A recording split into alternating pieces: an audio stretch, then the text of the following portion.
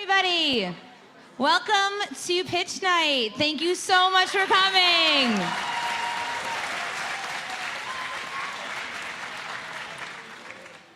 All right, so I'm gonna make this very brief tonight. Wait, you need a better mic. Is that better? All right, good, because it sounds better to me also. I'm gonna be very brief. I've spoken to the students now numerous times, and all of you, every single one of you deserves to be here tonight. The amount of time and effort and energy that you've put into this, it's incredible. Every year, it just gets greater and greater, as far as the energy, as far as the output, as far as everything. I do want to take a minute. I want to welcome everybody here tonight, family members here, but also those that are watching from home. Everybody's in for a really big treat, and I'm very excited.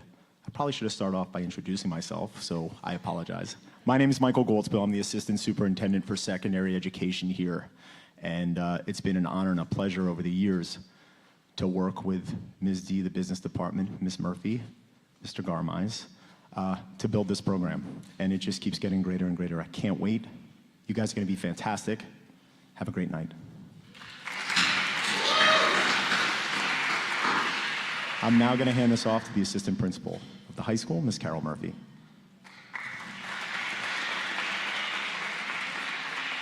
Thank you. We were just saying that this is the 6th year of the INCubator program. We could not be more proud of the program, but really most proud of the students who have gone through the program. We know that no matter what happens tonight, you are all winners. The fact that you have worked so hard, worked in teams, the 21st century skills that you have gained by being in this classroom experience, you are already, as far as I'm concerned, entrepreneurs at its best.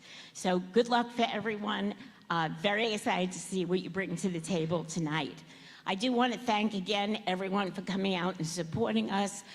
Quick shout out to Ms. Meryl Waxman-Ben-Levy, President of the Board of Education, for joining us tonight. Her daughter Anna, an alumni of Roslyn High School, always loves coming to see the kids and what they can do.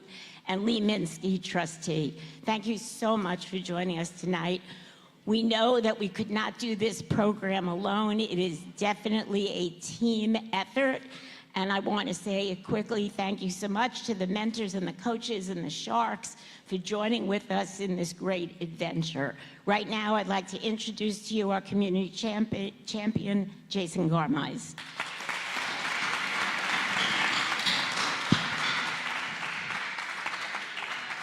Hi, everybody. It's good to see everybody again.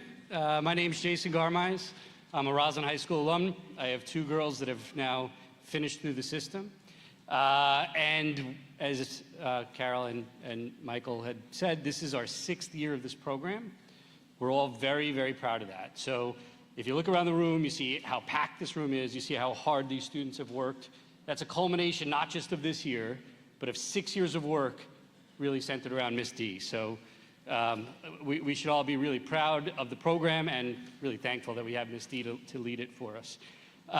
Couple of things. I just want to be real quick here. I'm the community champion. What that means is I sit in between the administration and the community, you guys. And why is that important in this role? Well, there's about 45 of you that have been volunteers this year. And we've had that number of support every year for about 6 years. Huge number, huge amount of support. Thank you to the community for that. Part of the volunteers are the board, sometimes called the Sharks. We're going to announce them in a bit, but just so you know, you're going to see us texting a little bit up here. What we're doing is we're coordinating. We're talking to each other about asking questions. We're definitely paying attention. Just want to point that out. And maybe a little shopping and testing out your apps. Just a couple of quick numbers. 6th year of the program. Between INCubator and Accelerator, about 415 students have been through the program. 21 different classes, all taught by Ms. D, and all supported by the community. Okay, amazing numbers, and thank you to the community for that. Thank you. I'm Jen DiPietro, and I'm the fortunate teacher of this program. And this is what we have on our wall. It was voted by our first class of incubator students. They decided on what we wanted to have on our walls in our classroom, and it's one of the things that we really, really focus on.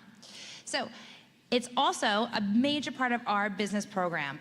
Roslyn High School is very fortunate to have Mrs. Kaufman, Mrs. Milanakis, and Ms. Murphy. And I just want to give a big round of applause because we could not have Incubator be pulled off without the business department. Okay. Another huge part of this program, and you'll see up here 15 names just for Incubator alone, because there are 15 teams this year. These are all of our mentors for the year. Let's give them a huge round of applause.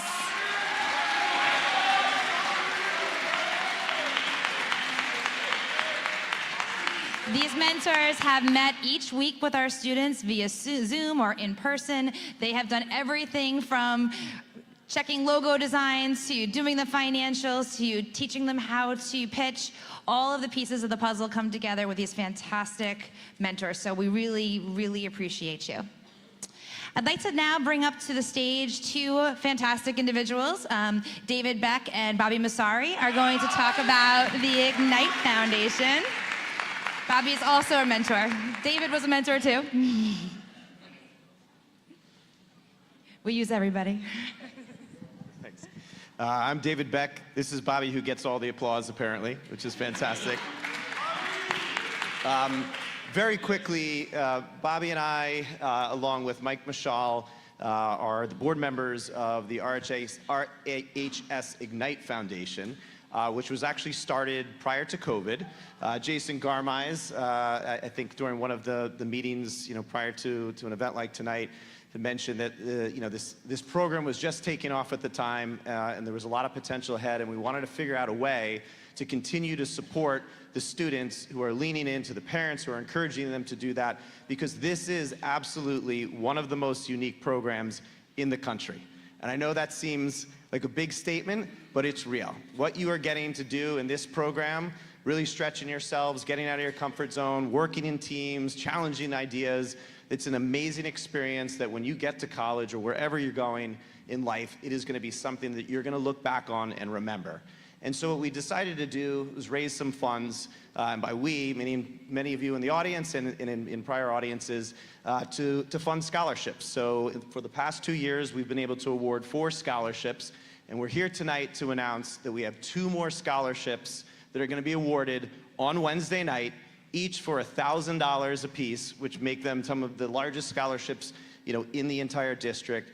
We couldn't be more excited for all the hard work that everybody here has done, teachers, students, Sharks.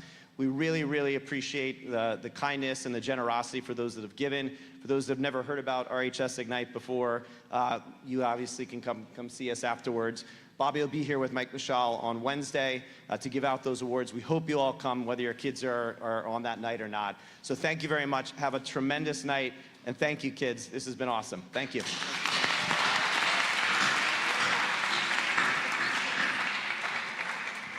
Awesome, thank you so much. The Ignite Foundation, we're very excited to have the Ignite Foundation. Okay, now it's time to meet our Sharks this year, and I would love it if we could maybe start at the end. Mr. Goldspiel, if you don't mind, you already introduced yourself, but kind of start the Sharks off for us. Okay, so again, it's good to see everyone. Michael Goldspiel, Assistant Superintendent for Secondary Education. The reason why I'm sitting up here as well is because before I got into education, I was a stockbroker and an analyst for years, and brought that here as well. I use that to give them feedback as well as from the education side. So again, it's good to see everyone. Hi everybody again, I'm Jason Garmize. I've been with the program from the beginning. I've been a Shark for most of that time. And I'm excited to be here. You guys are going to see a great show tonight.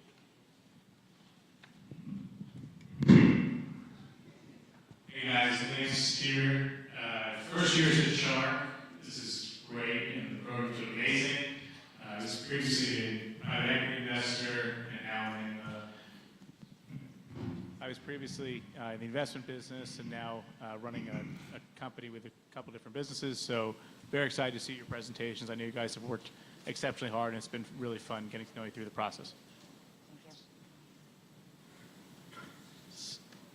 I'm Scott Finkelstein. I am a class of '99 alum of Roslyn High School, go Bulldogs, and also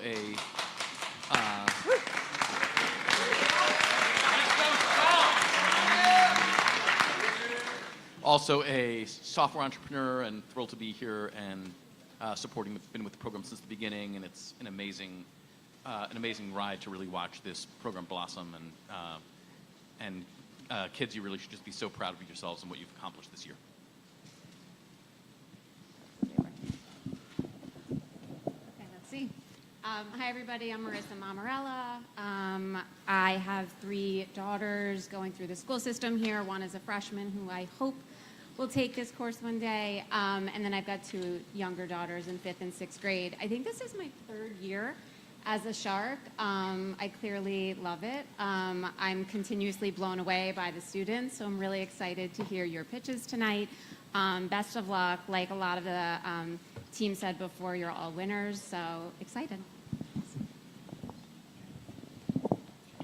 Hi, everyone. Monica Lund. Have 2 elementary age students in Roslyn, and my background's in education technology, so about 20 years of experience doing that, and recently started my own company about 1.5 years ago. And I am so impressed with these students. Some of the talent I've seen tonight and throughout the year, just guiding and mentoring them. These students are some of the most talented individuals that I've seen come through the program, and you guys should be proud of yourselves. So good luck tonight. For sure. Let's give the Sharks some love. We appreciate it. Before they turn into the bad guys. So here's how tonight's gonna go. We have 4 teams that were invited at pitch day to take the stage. So those 4 teams will go first, and then our People's Choice will come on for the 5th team. Each team has 10 to 12 minutes to do their pitch. There's a timer down here for them. Guys, keep it to 12. I don't want to have to pull you off stage, okay? And then they'll have Q&A with the Sharks.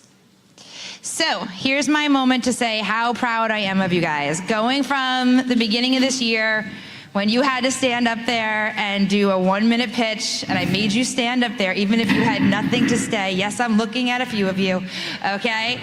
And how far you have come this year is because you put the work in. You weren't afraid to take a risk. You weren't afraid to fail fast. You tried it and you got better at it. And now you're gonna rock the stage. I completely believe that to be true.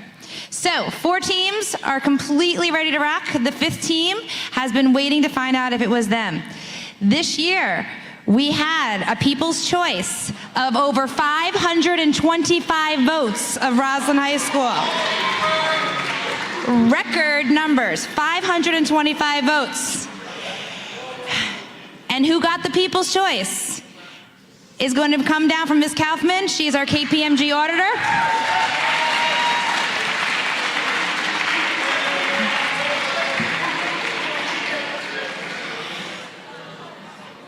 And the most honest person I know, Joey DiPietro, is coming up. Joey's my 9-year-old. Bring it on up, bud.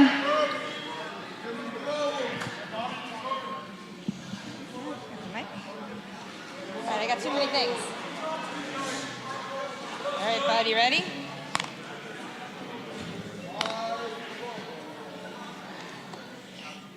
Wait, did I say that? What to say is the People's Choice goes to, go ahead, say it now. The People's Choice goes to. Hold it up, ready? Game Prep.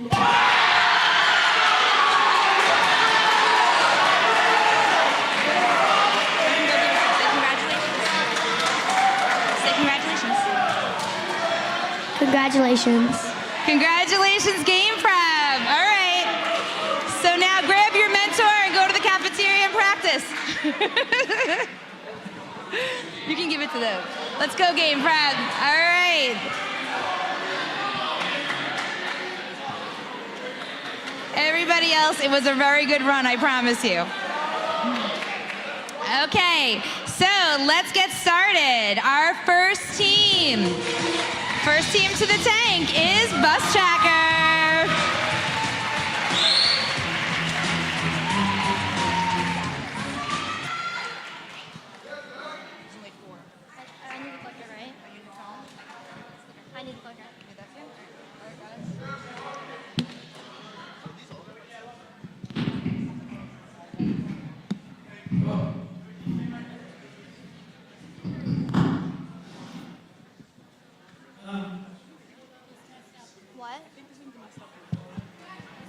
talking it. Text it.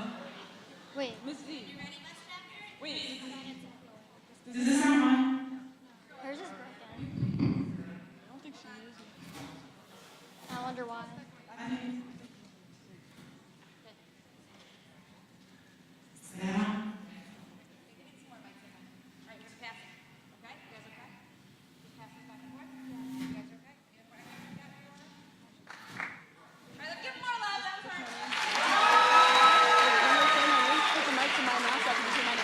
Rather tell me whenever you do that. I'm not gonna remember.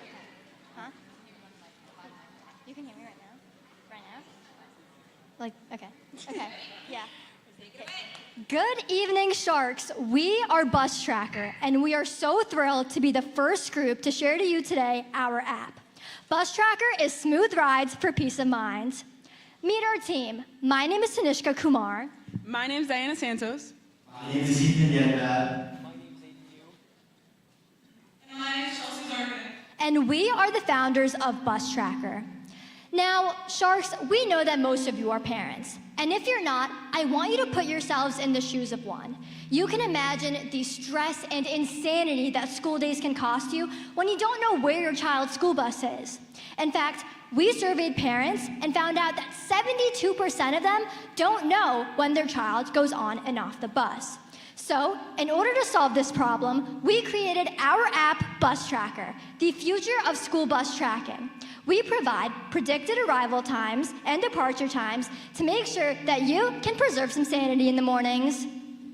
With just one swipe of your child's ID card, you'll be brought to our solution. Take it away, Chelsea. So, Sharks, how does our app actually work? When you open it, you'll be greeted with our logo, and then it'll take you straight to the home screen, which will give you access to a map that shows you exactly where your bus is at all times, as well as the predicted arrival time and how many stops where your bus is, so that you can plan your morning accordingly. If you click on the information tab, you'll be greeted with all of the information you need to know about your bus, the driver, and yourself, so that there are no worries about any security issues.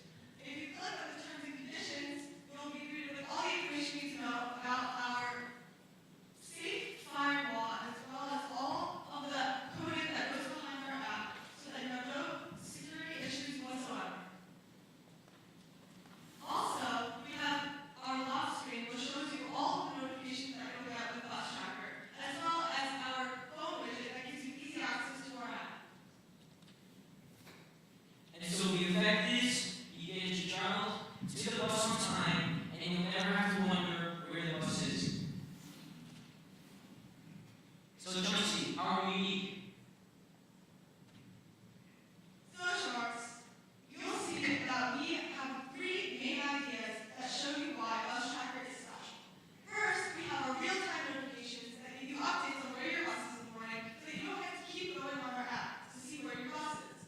This will give you an easy time in the morning, so that you don't have to keep looking, especially when you're in a rush. Because we all know that can be such a hassle. As well, we have our iPhone widgets. With just one click of a button, you have access to our app, so that you don't need to go searching on your phone for our app and all the information. Finally, we have our accurate and reliable tracking. This will eliminate any stressors that comes with lagging or glitching in our app, because it's totally unacceptable and we would definitely not be having any of that. So, Sharks, who are our competition? Our competition is Life 360, Apple AirTag, Translock, and Here Comes Bus. So, for Life 360, this is an app that tracks iPhone. The issue is that young children don't have access to these phones, meaning that parents have no way to track them or where their bus comes. The solution is us, Bus Tracker. Next, we have the Apple AirTag. As many of you guys know, the Apple AirTag is a small tracking device that parents tend to put in the backpacks of kids. But the thing is that these are young kids. They are clumsy and it's bound to get lost. Plus, it has to be renewed every year, whereas compared to our app, Bus Tracker, it works 24/7 and only needs to be replaced if it's damaged. Next, we have Translock. Translock is an app that provides routes for users across all modes of transportation. The issue is that they don't provide any source of bus tracking for their parents or anyone. Next, we have Here Comes Bus. Now, while it might seem very similar to our app, it's very different because their users complain of inaccurate tracking and also incorrect information. One thing that we prioritize here at Bus Tracker, because we want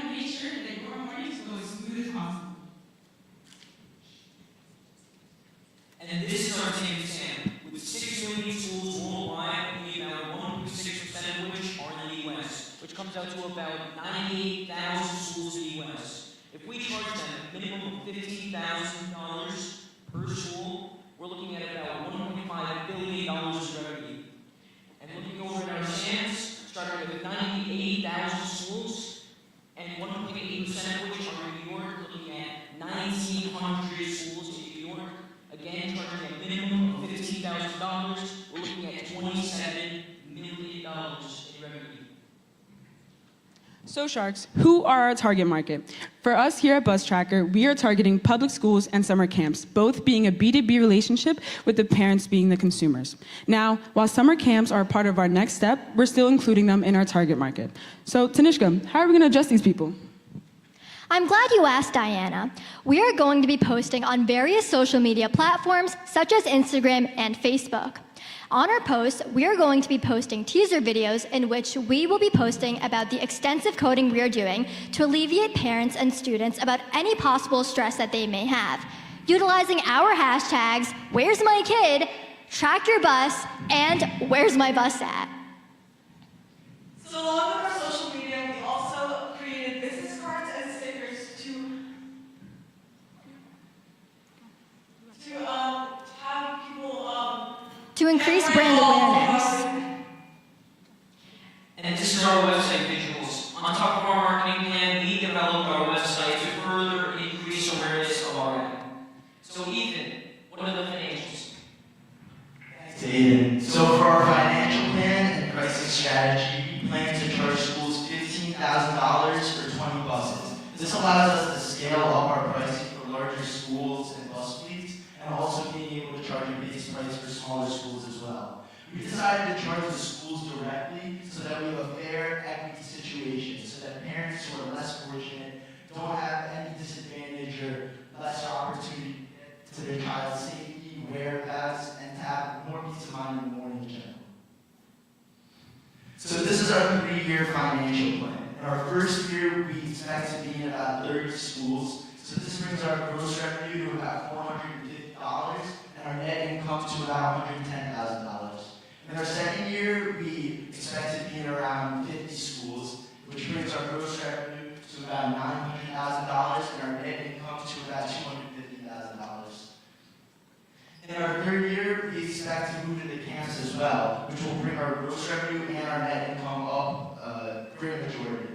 Our gross revenue is going to be about $2.1 billion, while our net income grows to about $790,000. For our SG&A, most of our costs come from both fixed and app, so we can ensure reliable tracking at all times with no glitches, so parents know exactly where the bus is at all times. For our startup costs, we spend most of our startup costs on creating the app itself, because we feel that if we have a finished product, it'll be easy for schools to implement right away, and it'll be attractive for schools to buy. Our startup costs are about $79,000. For our cost of goods sold, what makes up our cost of goods sold is the parts of the tracker itself, as well as our labor costs for both the installation people and the coders of our app. I'm going to pass it off to Tanishka so she can tell you more about the technology. So Sharks, you're probably asking yourselves, how does Bus Tracker make their tracker? Well, let me walk you through it. First, we have our Arduino board. This is the code for our app. Next, we have our GSM module. This is what connects information from server to server through a communication network. Next, we have our lithium battery. This is what ensures that our app will have reliable tracking as it is run on a cellular network. And obviously, we have our ID bar scanner and coder and installation in order to get our tracker up and running on buses. So we expect to be in about 200 schools in our first 3 years. This makes up about 10.3% of our serviceable addressable market. This goes to show us as a company and you as investors that there are huge financial opportunities when investing in our company.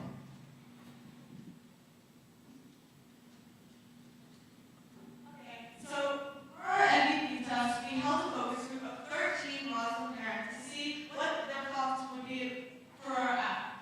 We showed them our demo video as well as answered any questions that they had about our app, and overall got really, really positive feedback, especially from one parent, Molly Goldberg, who is a local entrepreneur who works in the transportation industry, and we thought that her input So Sharks, here we have our trifecta of meetings. Over the course of the year, we have had multiple successful meetings with Mr. Neal, Mr. Goldspiel, and Mr. Lopez. With our meeting with Mr. Lopez towards the beginning of the year, we discussed how our app would work, and he also helped us with the Arduino board and its coding. Next, we had our meeting with Mr. Goldspiel. Going into the meeting, we thought we were going to be answering his questions that he had based on our apps. This quickly turned and changed into a conversation about him gushing about our app. He even said that the more he talked about it, the more he liked it. Similarly, with Mr. Neal, we had a meeting with him towards the beginning of the year where we asked if our app would be possible, especially in Roslyn. And he said yes. Along with this, he gave us a multitude of feedback that really helped us push our business to the best. We also met with the head of technology at Soundx and Roslyn. We showed them our demo video and our flyer, and they were very excited for the possibilities to come. Now, Sharks, we don't just stop here.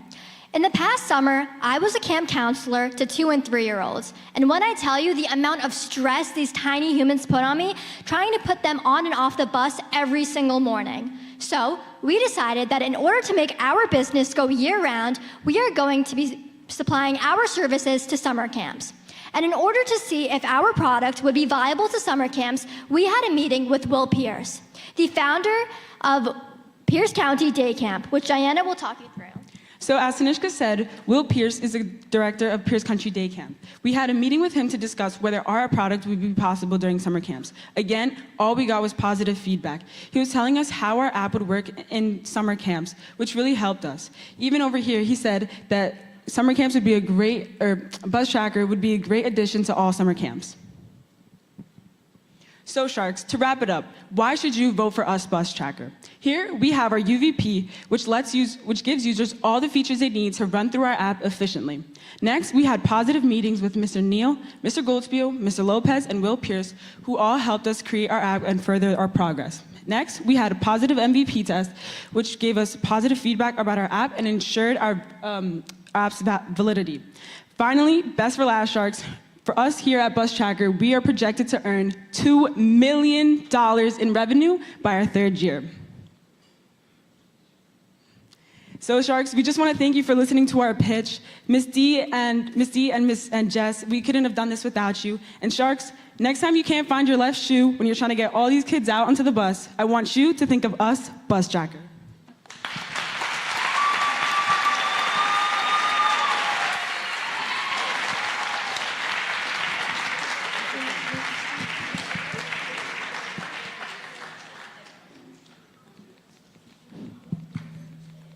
Okay, great job, guys. Very hard to go first, so take a deep breath. Michael, first question. This is kind of an ironic question, but is this working? Is this microphone? I mean, Yeah. You guys can hear me? Okay. Before we go on, also, we'll take maybe a minute or two to make sure going forward that the microphones work. That's not going to help you, but let me just start off with a couple things. The reality is, I don't know if a bigger curveball could have been thrown at you, and you rolled with it. And that's what you've done all year. The 5 of you, all year, have done exactly that, right?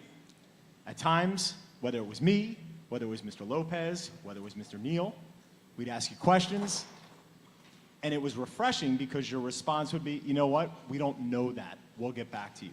As opposed to, which is very easy, especially when you're in sales, just making up a story and going with it. Tonight, again, you guys went first. You dealt with the lack of microphone, and you plowed through it. I still thought you were incredibly clear. I'm incredibly, very proud of you and your presentation tonight.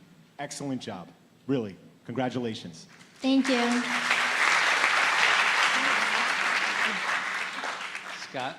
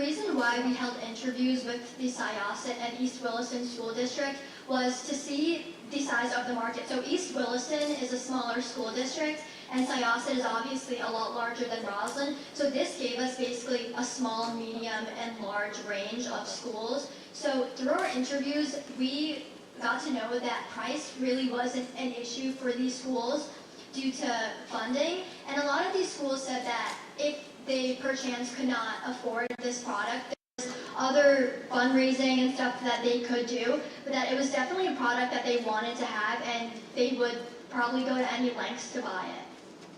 Thank you. Okay, great. Monica.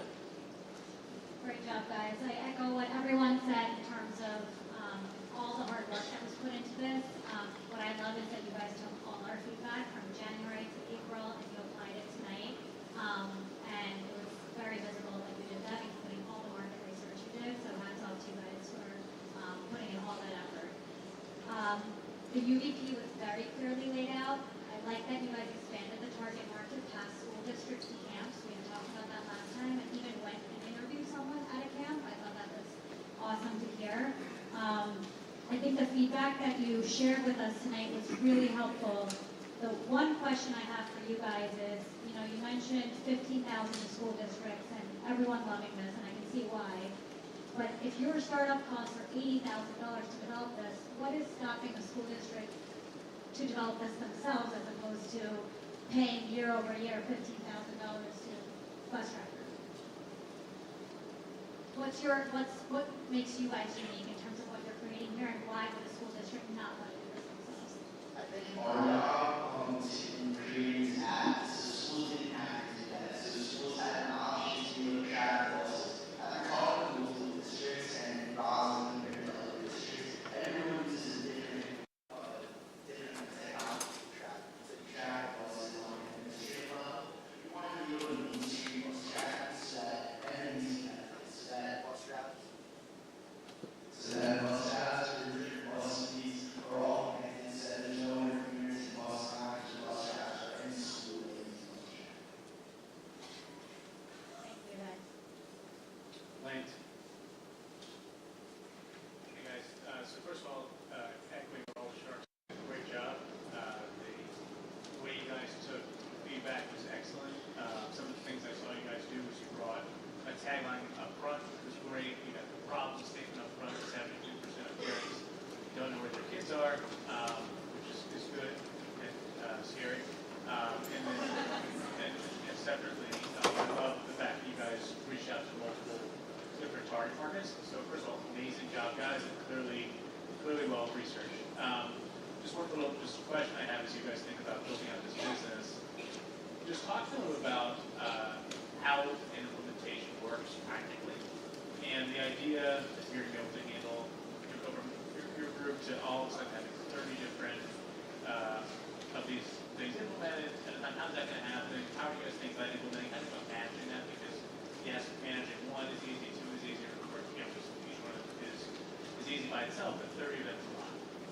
Yeah, so going off of what you said, that's a great question. Basically, in the coding of our app, the GSM module and Arduino board, everything is basically compact, and it's basically very abstracted so that it's not very complex. So because our Arduino board is so simplified, I guess you could say, it makes it easy for us to track buses across multiple networks, and there's a lot of redundant pathways that we have to make sure that our system never fails and that it's always on track. So we're never going to lose track of what bus is because of how compact and simple and complex the actual Arduino board is and the overall coding of our app. And that's what makes it so easy for us to connect to multiple school districts and provide our service to not just high schools or middle schools, but also summer camps. Okay, guys, one last question here. Can you go to the financial page with the revenue?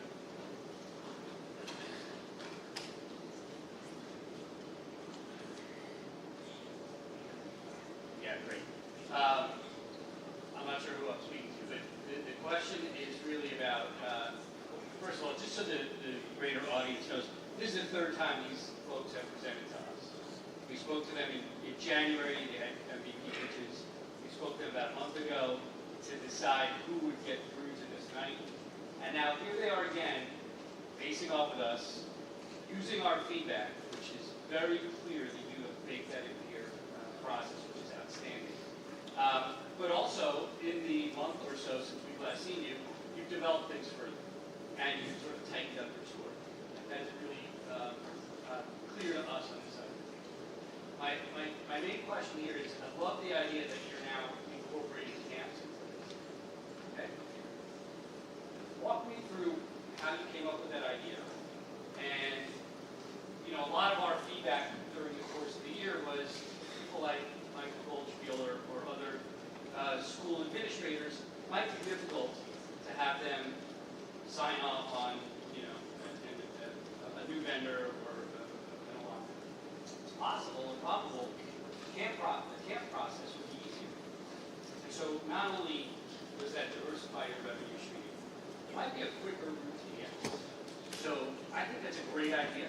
I want to learn a little bit more about how you came to that revelation and where that shows up in your life. So we originally got the idea from Ms. D. She told us after our last pitch, and it's not included here in our financials because we haven't delved really deep into it. We've had a meeting with Will Pierce, as we said, and as we said, this is the next plan. This is what we're working towards, hopefully an accelerator. So this isn't included in our financials. This is just primarily schools. And sorry, the reason for that is because with summer camps, obviously there's not such a big administrative aspect to it. So basically, for the summer camps, Will Pierce informed us that he'd want to see how our app would work with other school districts before he provides it to the camp, because obviously it's a lot more expensive to attend a camp than compared to a school. So basically what he said was that he wants to make parents he wants to provide services that are worth the parents' money, and that in order to do that, he wants to see if our app is going to be viable in school districts before he even considers it for Pierce, and that's why we want to start off with school districts first. That's great. Thank you, guys. Great job.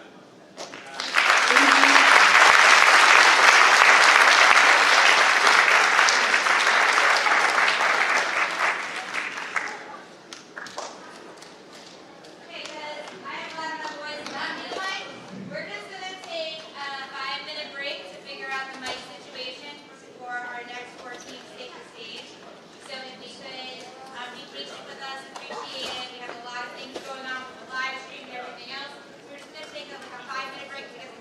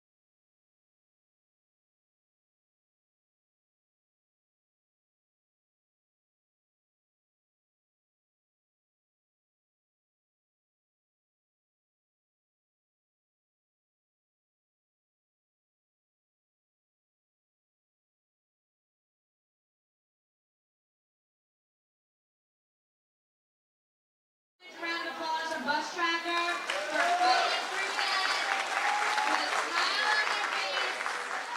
Extra points. All right, so our next one to get ready. Let's get you guys up and running. We already did all this. Next one's the tank. We can let everybody please come on in. For Metrics is taking the stage.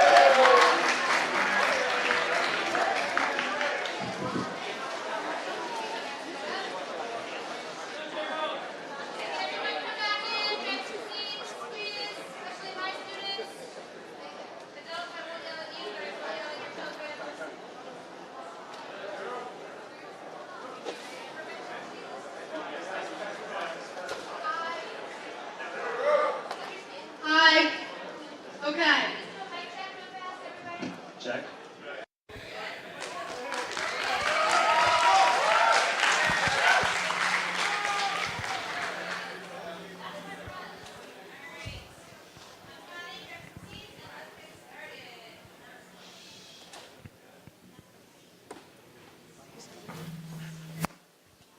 Hi everyone, we are Metrics and we are here to craft health and happiness one tale at a time. My name is Hannah Sir. My name is Sophie Glass. My name is Josh Cathell. My name is Jordan Roth. And wait, where's Benji? Sorry, Sharks. I was just getting some steps in with a late night walk. So first, we want to introduce you to Stacy. Stacy is a busy working mom who doesn't always have the time to be home to monitor her dog, Benji, and this has led to Benji under-exercising for the amount that he's been eating, and as a result has gained quite a bit of weight and can no longer fit in his dog bed. With the help of Metrics, Stacy was able to get Benji back to a healthy weight and a healthy lifestyle, and therefore he can now also fit in the dog bed. Sharks, as you can see, Jordan is holding up a traditional dog collar. This is what has caused all these problems with Benji. Now, Benji's holding up Metrics, the answer to all your problems. Essentially a Fitbit for your dog. Our two-step solution of a smart collar and an app users to download is perfect. Sharks, in front of you, you'll find a packet with all of our wireframes, and Hannah's going to walk you through them now. Sounds good. Sharks, let's dive in to see how Metrics is about to transform the pet care industry and make a real difference for your dog. So, let's get into it. Metrics offers a variety of different features, including our calorie tracker, our vitals monitoring system, our GPS tracker, our reminders and medications page, as well as our vet chat. First up, we have our calorie tracker. Let's meet Jordan's dog, Ruby. As you can see, Ruby is overweight and struggling to meet her fitness goals, but that's where Metrics comes in. Our calorie tracker is designed for you to effortlessly monitor your dog's calorie intakes effortlessly. Now, we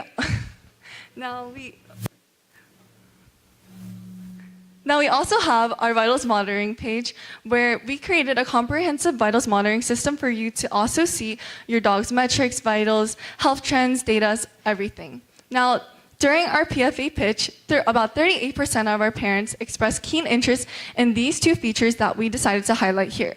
We have our sleep analysis as well as our step counter. Now, since our parents expressed keen interest in these two features, we knew that it was our top priority to provide what our parents expressed interest in and to show you Sharks that we're dedicated to providing what our consumers want and need. Now, Sharks, you also have to never worry about losing sight of your dog again because our GPS tracker will allow you to have full-time access to your dog's location at all times. Now, our parents also said that this would be one of the most useful features for them because it will allow them to have a peace of mind knowing that they have their pet's location with them too.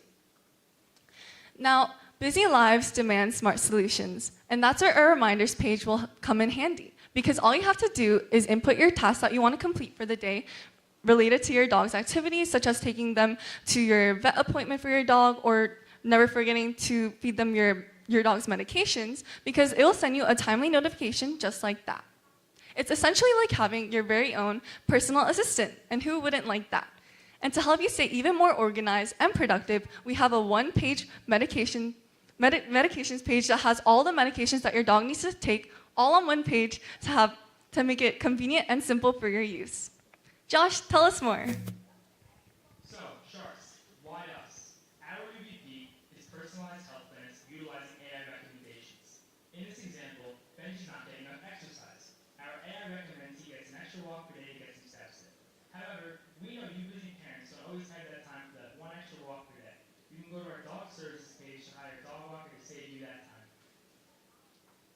AI chat is perfect for problems big and small.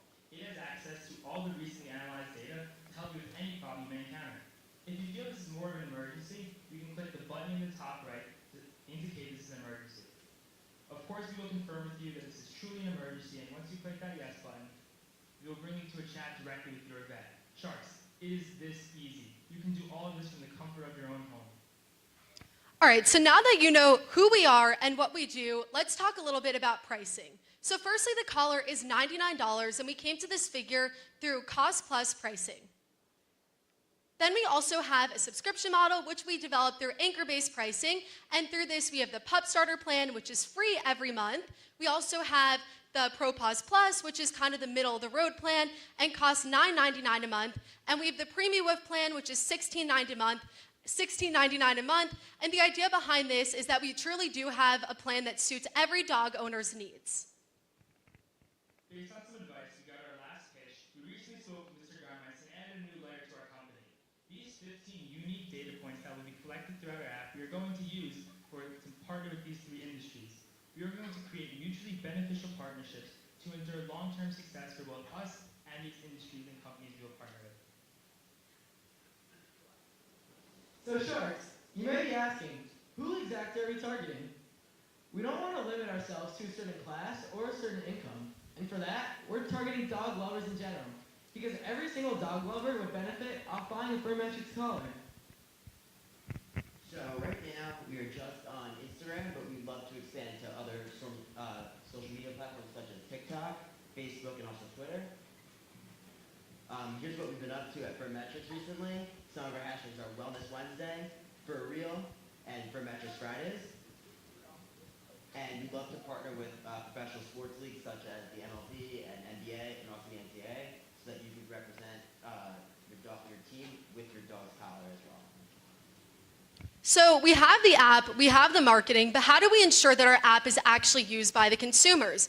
We want to increase stickiness of our app through our rewards program known as Pup Rewards, and by doing this, the consumers are able to donate to charities as well as donate to possibly getting less money for their subscription, and this will allow for more engagement and encourage the consumers to visit the app every time they pick up their phone.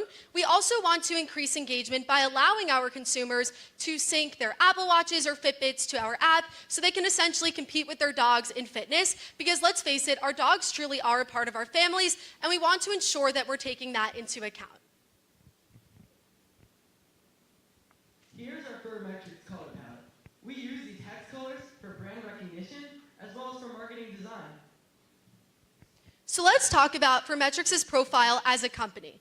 Our strengths lie in the fact that we offer AI-based data analytics to provide your dog with a personalized plan, because we understand that one size does not truly fit all.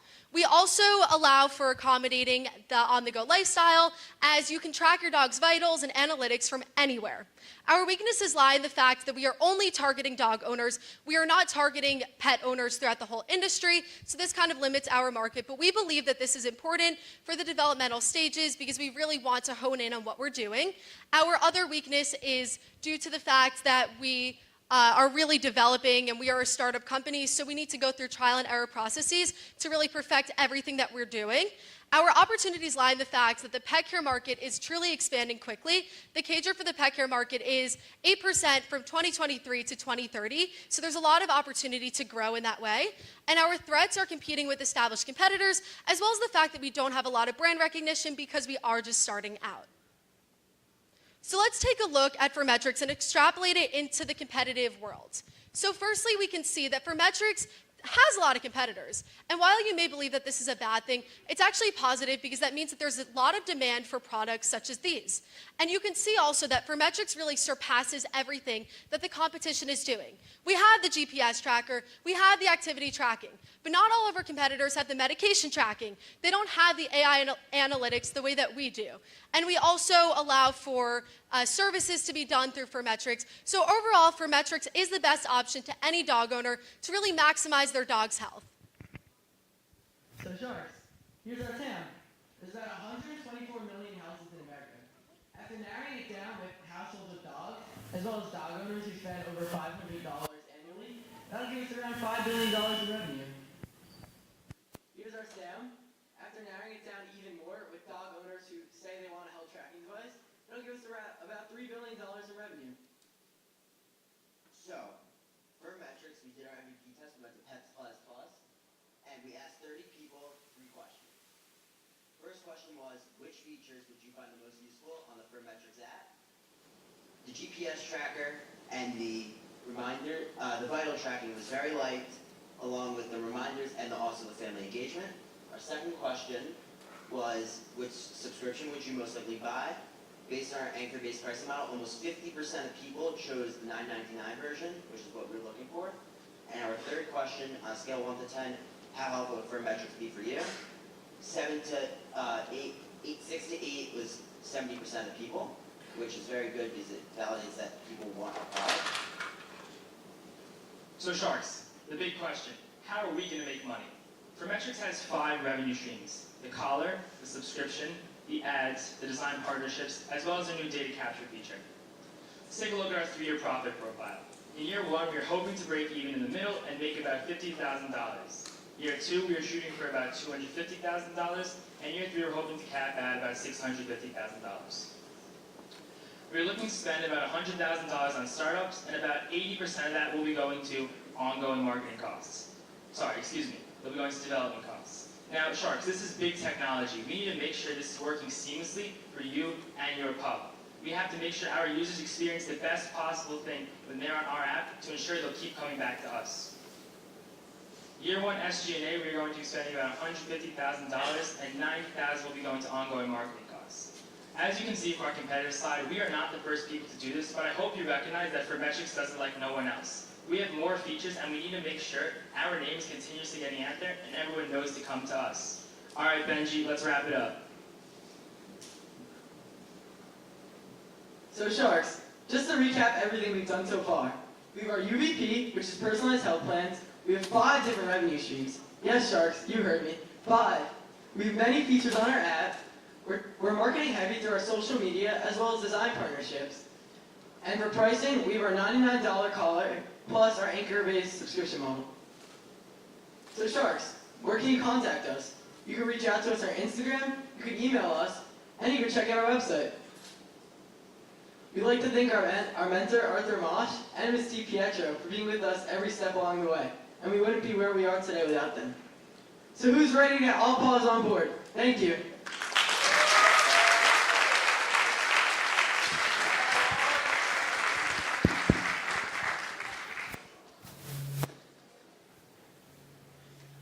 Okay, guys, great job.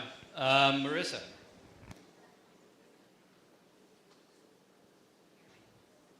Amazing job. Thank you. I thought you really created the challenge and what you were trying to solve pretty well. I think towards the end, the revenue stream and the variety of models was very well articulated. I did want to double click there for a second. So you mentioned 5 different revenue streams, which is smart. I'd love to hear a little bit about how you would prioritize them, because I heard you talk about personalization, which is key. I would say that serving relevant content to your subscribers is also really important. How are you going to do that if you don't initially have the first-party data to lean on? Yeah, so we are hoping the main thing for our business is the call and subscription. So we are hoping to get on that first and nail that down and make sure that these are kind of secondary things that we've added on throughout the year that we're hoping to do with this, but we are really hoping to work on that collar and make sure it's perfect for all of our customers in the end. In the future, we can also possibly reach out to companies that have done similar things and also just health companies that have collected similar analytics and possibly come to a deal with them. But it's a great thing that you point out.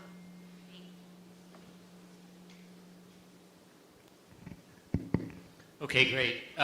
Great job, guys. Really, really well done. A lot of great feedback that you have baked into this from the year. It's very clear that that's all in there. I have a couple comments first. If you go to the beginning, you talked about Fitbit for your dog, and then I think you also talked about your very own personal assistant for your dog, right? One of the things we were having trouble with throughout the year was there was a lot going on here. Right? There's a lot of there. There's something to do here. It's a big market. And I think you're now honing in on the tagline, the way to really tie it together. So I think we had talked about Fitbit for your dog. You've incorporated that. I particularly like the idea that you've now added in, it's a personal assistant too, because it's really crossing into all of the various tentacles that this has into your life, right? You talked about 5 different revenue streams. Marissa's right, that is fantastic. It's great that you point that out, and she's even more right in saying, how are you gonna prioritize that, right? What have we said the whole long? Great ideas, but it's about execution. So what you're gonna hear from us, what you're gonna hear in the real world is how. Okay, we see it a lot more clearly than we did before, but Marissa asked you a how question, and I think you're gonna get more how questions up here. But I really like the idea that you're honing in on how to describe it more succinctly and how to reel people in with it. I think you mentioned the caker in the market. Yeah. Okay, fantastic. All right, I think it's the first time anyone's really talked about a market with its growth rate, getting it out there. You did it a little bit by slipping it in.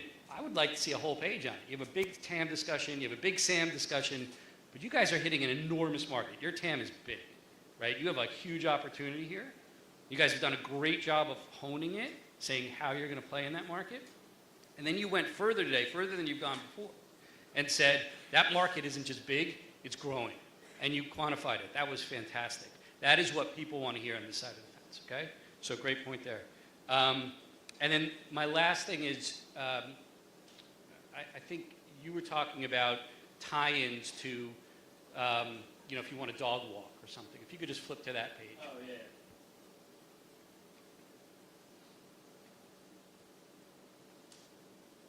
Right. So, look, there's a lot going on here, and I think that's good, right? You're showing us all the different connectivity touch points, but there's a lot going on here, and in a very short period of time, it's hard for you to get that across. What I'd like to see you do next time, I know there's not really a next time, but as this develops, is when you're talking about 5 different revenue streams and you're talking about where it shows up in the app, connect those dots a little more. Here's one, here's one, here's one, and then when you get to the your financials page, say, look, my revenue is this. I'm going to have $600,000 of profit in 3 years. Let me tell you where that's coming from. And then you're preempting Marissa's question. Really great job, guys. Very impressed. Scott? Okay, the microphone works. So, first of all, amazing job, guys. The amount of thought that you've put into this, the wireframes that are absolutely gorgeous, you have a lot to be proud of. Each one of you is a really, really strong presenter. And so again, fabulous job. 2 quick questions. Let's go to the competitor slide for a second, just to talk a little bit about moat and barriers to entry. What stops a company like Chewy, you know, who sells dog food, dog toys, or a company like Rover that's a dog sitting company from entering the space? Yeah, so that's a great question. We have designed all these features, and we are constantly looking to these different companies, and we're constantly pulling from them to take best practices. It's just more about the technology and the way we're doing that, and the way we're going about it, different revenue streams, the different time to release it. I think that's the biggest barrier to entry in that sense. Great. And then one last question for you. Talking about the data play. So you hit that really quick. So can you walk through a little bit slower, sort of what you're trying to accomplish, and then how you plan on making money from it? Yeah, so you just pull that up. So as I mentioned, these 15 unique data points, we will be already collecting this in the app by using our AI features, our AI chat. This will already be in the app from information that you enter and information that's collected. So we are hoping to work with different vets, pet insurances, and pet stores to sell them data and work with this data with them, and in turn providing them, like for example, the pet insurance. If they had all of these various metrics, they could better understand how to give a policy to someone or how to charge someone, and that, and we will be earning money from that. How would you make money from it? Would you sort of license them the data? Would you get a referral on each vet appointment that they sign up? How would you plan on doing that? We were thinking of selling to them up front, so to access the data they first have to purchase it from us. Monica?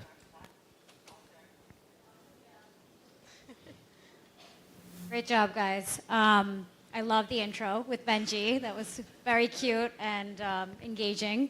I think I want everyone to appreciate the fact that you guys created these wireframes on your own. That is like amazing. Amazing to see that at your age you guys can think of UI and UX, user interface, user experience, and how an app's supposed to look and how the audience is supposed to engage with the app. So hats off to you guys for just thinking through that entire process. I had I don't have a dog, so this might be a very naive question, but is it comfortable? Is it comfortable for this dog to wear this 24/7 because you're tracking sleep as well? So there are many colors out there that do incorporate some kind of element like this, like our competitors. FI specifically has a collar that could look potentially similar to ours. It's a comfortable, just like a traditional collar like Jordan was holding up, with a plastic piece here. And based on reviews that I've read, dogs does not really have a problem with it. That would be also important to us, comfort for the dog and durability as well. Okay, and then the second question I had was, I love the fact that you guys have 5 revenue streams. That speaks to what investors look at. If you could just go to that slide with the different pricing models. Pricing models or the revenue? The pricing models. The one question I would have on that is for $9.99, you're getting everything you get for free plus some of these other features. The vet chat, did you guys do any research? Like, would veterinarians be willing to give advice without seeing a dog? Yeah, so we essentially would have it be the vet's patient linked to the app. So it wouldn't just be a random vet that doesn't know anything about your dog. You have a relationship with them, and you still have your checkups. We're not trying to replace that, but it's more just trying to complement that. And we actually did have the chance to speak to a vet, and they said that because this process seems relatively easy, and it's kind of like texting, just more of a professional form. So therefore, we think it would be feasible to implement and also just popular amongst the vets who don't want their phones ringing every 5 minutes for a new complaint. Well, great answer, guys, and great use of AI throughout the presentation as well with the recommendations. Awesome. Thank you. Nice job, guys.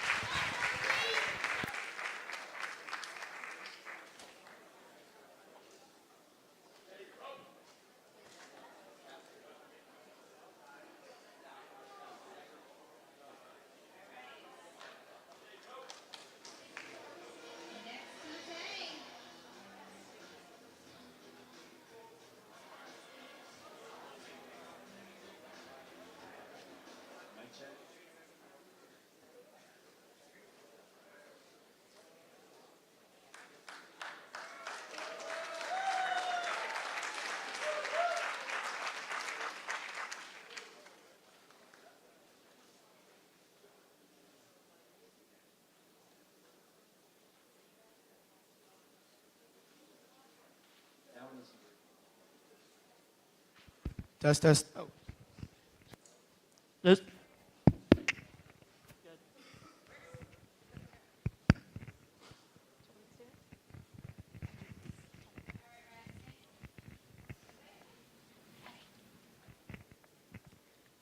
Quick check. Abe, you're picking up the kids on Thursday for basketball practice, right? Thursdays? I thought Maya had Thursdays. No, I have Wednesday. Abe, you're definitely Thursday. Well, I'm Thursday, but I can switch if you need. Wait, this is super confusing. Parents, has this ever happened to you? Confusion while carpooling? Well, we're here to make sure this never happens again. We are Priya Padrani, Abe Dom. Johnny Farber. Maya Burka. And Zach Michal. And we are Rising. Parents, we all know how difficult it is to organize carpools with other parents, especially those long text chains. You can be off your phone for as little as 10 minutes and get hundreds of texts about your next carpool. Some of them not even being about the carpool itself. This can get frustrating and confusing. And the kids, they never know when they're getting picked up, who's picking them up, or if they even have a ride at all. Just this last Saturday, I had basketball practice at 8:30 in the morning. My friend's mom came to pick me up at 8, and I was still sleeping. I had no clue what to do. That's why we're here to help, because we believe carpooling should be as easy as 1, 2, 3. RideSync is an easy-to-use app where parents sign up for the times and days they would like to drive, and RideSync simultaneously accounts the number of seats left in the car with the number of kids who signed up for the ride to ensure every single kid has a ride. Not only is RideSync helpful before the ride to organize these carpools, but also during, with our in-app navigation, our smart riding, and our amazing new reward system. Now, let's take a look at what RideSync will look like. First, I'm just going to mention that all of the wireframes you're about to see were collectively made by the RideSync team. First, we have our home or event screen. Here, you can see all of the upcoming carpools, as well as any information attached with these carpools. Simply click on None to sign up to drive. This will take you to this screen here, where you can click on the blue I'll Drive icon to confirm. Now for our most important screen. This is the screen drivers will see during the drive. RideSync automatically navigates the shortest route to get to your destination. Also, drivers can send "on my way" or turn on live location. Also, we have emergency features just in case. And my personal favorite part of the app, RideSync is compatible with your Apple Watch, making it super convenient for busy parents like you. So parents, now let's sign your kid up for a ride. By doing this, you simply click on the icon. You're going to now click on the unavailable seat and then confirm. It is that easy. Now let's move along to the carpooling screen. This is where you can synchronize all your different carpools similar to Google Classroom. Each individual carpool has a personalized link you could send to each messages chat so everyone could join RideSync. Also, RideSync is compatible with Google Calendar, where all those organized parents like you could join. Now let's head to my profile. Here you can see all my contact information, as well as my two kids, Daniel and Emma. You can see Emma has an allergy sticker next to her name. This means that she is allergic to peanuts, and no peanuts are allowed in any ride that she is a part of.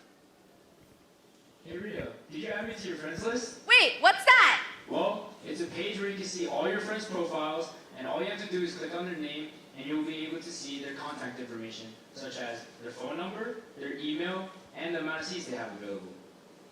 Next, we have our settings page. Here you can turn on notifications and reminders, and as you can see on the right, this is what the reminders will look like.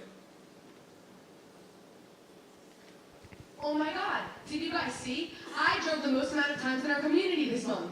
That's right. That's awesome, Maya. You can get a choice between a $25 gift card to Starbucks, Dunkin', or even Amazon. That's right, Sharks. You get rewarded for driving your kids around. So Sharks, what you have just seen was the parent mode of our app. However, we know that there needs to be a difference between the child downloading our app and the parent downloading our app. That is why we're introducing Kid Mode. In Kid Mode, the kids will be able to see a visual schedule, but they will not be able to claim to be a driver, while the parents would be able to. So Johnny, what would the Kid Mode actually look like? Well, why don't I show you? This is Kid Mode. Similar to Parent Mode, where you can select on a ride, but you can't select to drive the ride. You can see who's driving and who are the members in the ride. Next is each kid's individual personal profile. This is Joey DiPietro. You can see some of his favorite activities, such as food and drink, and any allergies that might have, and some concerns.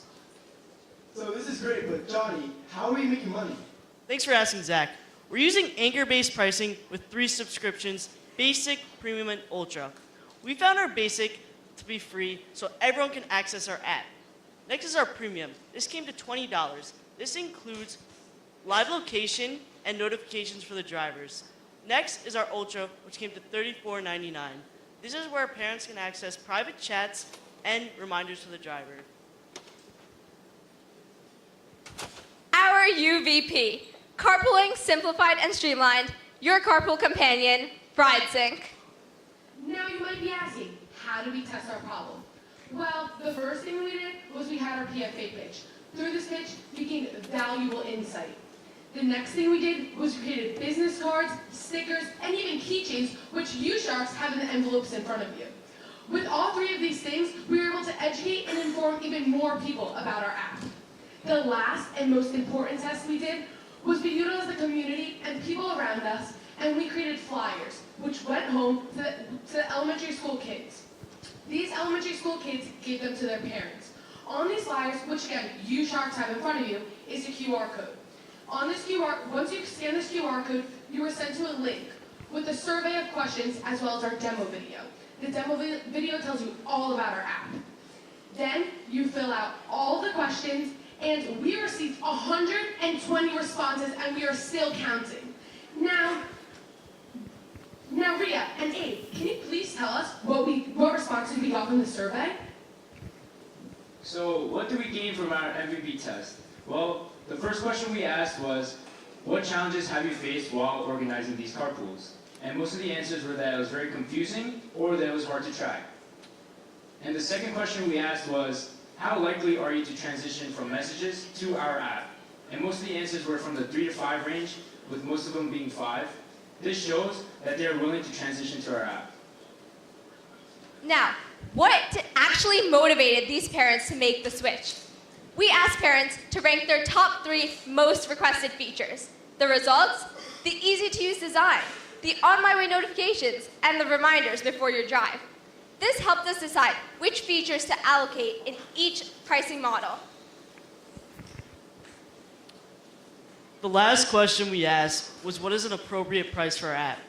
Based on these results, this is how we priced our basic, premium, and ultra subscriptions. Johnny, who are our competitors? Thanks for asking. RideSync has 3 main competitors: Messages, Go Kids, and Carpool Kids. We base RideSync off 7 main features, where RideSync hits all marks. Messages, however, fails to hit 5 of those marks, Go Kids fails to hit 5, and Carpool Kids fails to hit 6, which is completely unacceptable. So, who are our customer segments? As we've reiterated many times throughout this slide, you, the parents, are our customer segment because we acknowledge you have busy schedules, multiple kids, and quite frankly, don't have the time to scroll through those long text chains. But we also target the children, because us kids, we're always unsure of when we're getting picked up, where we're getting picked up, or if we're even getting picked up at all. Our RideSync team came up with a promotional plan.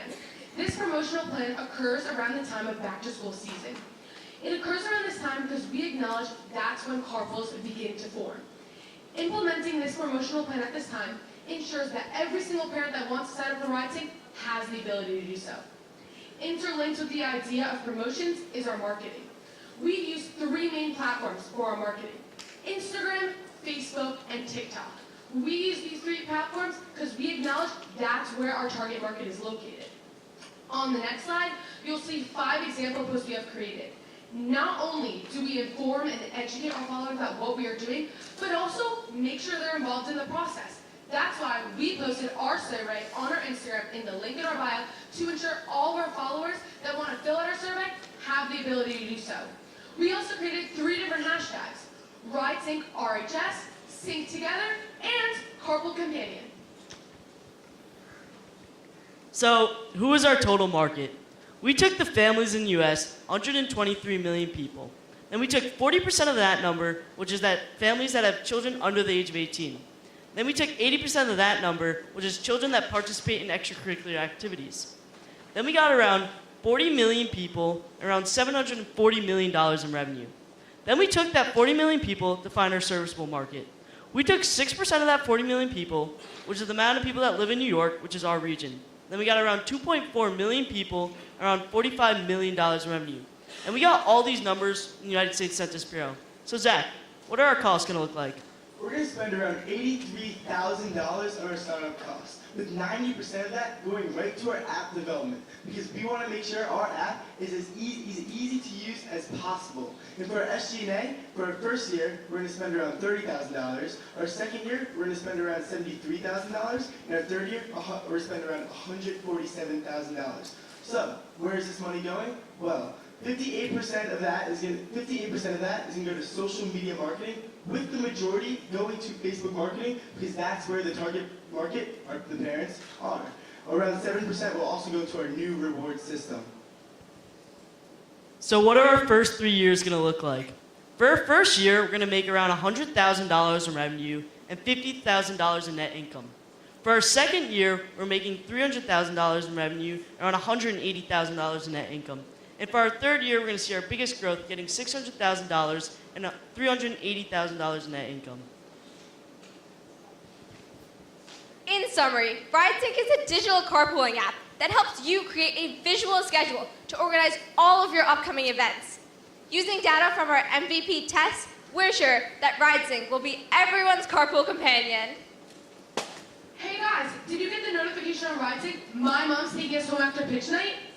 Yeah, but will she have room in the trunk for the trophy? I just checked the RideSync app. She's driving an SUV, so there's definitely going to be room.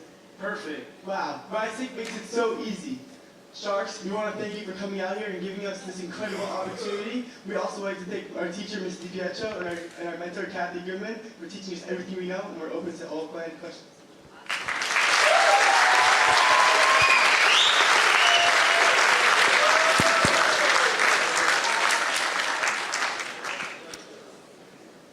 Nice job, guys. Lance?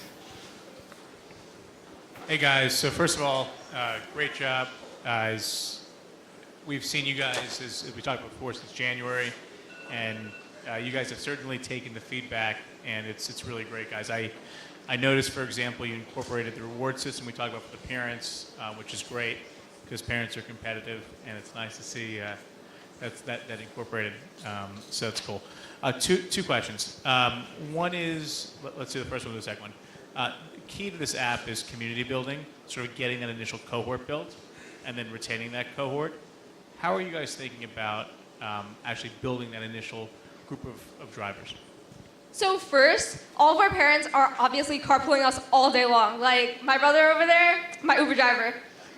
So we're gonna ask all of our parents to initially create their group, as well as share our customized link for each carpool with their friends. From there, we believe that our app will continue growing and it'll expand to more activities, more parents, more community.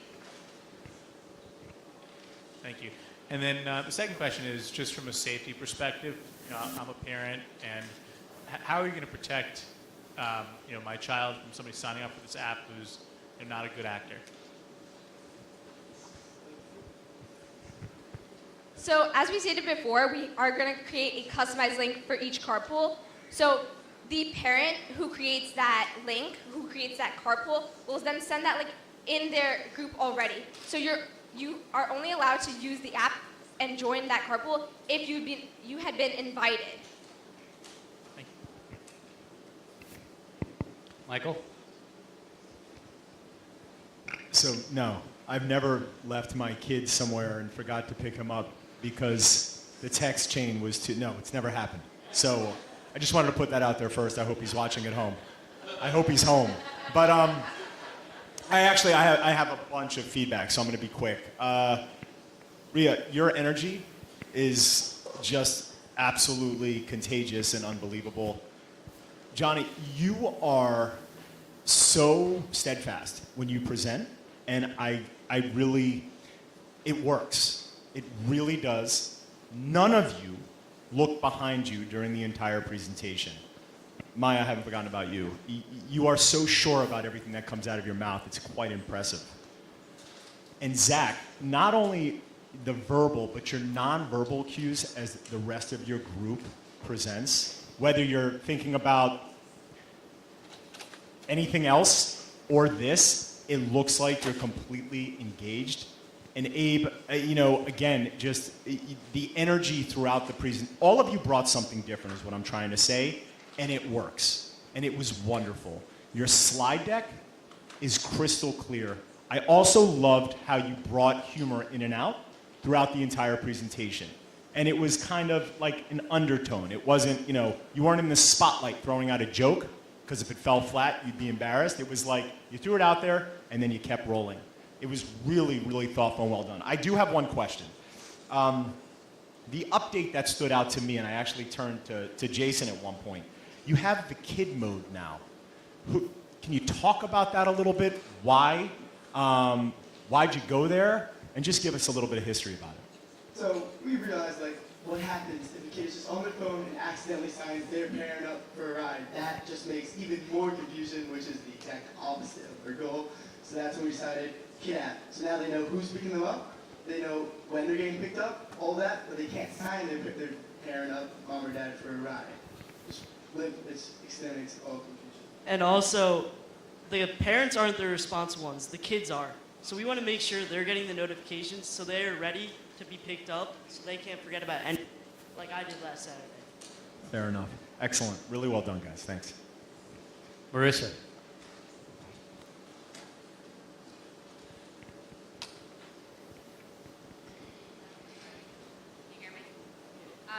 Okay, I'm going to take a couple minutes to gush because I thought it was fantastic. Your chemistry was like spot on, each and every one of you. When one of you was speaking, the rest of you were nodding, you were engaging, and there was just such a connection. Your presentation skills were really, each and every one of you, phenomenal. The branding, loved it.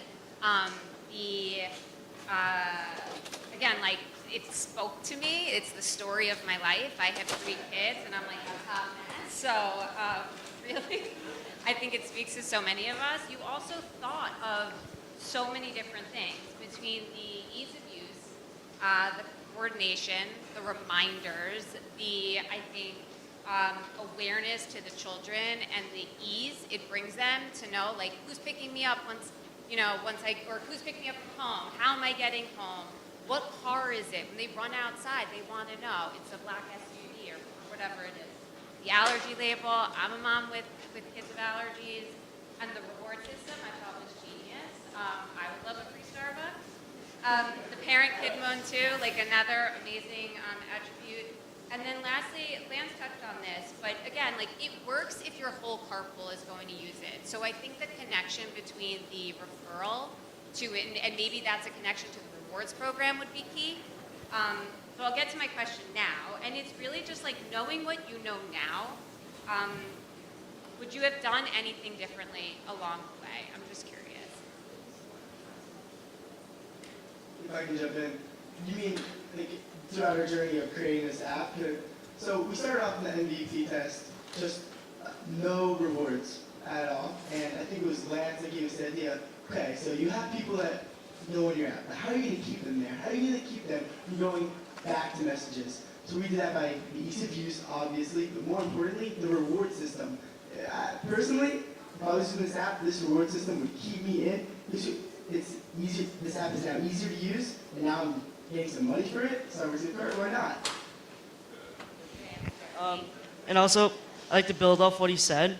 Half of the app is the app itself. The other half is getting the community to join our app.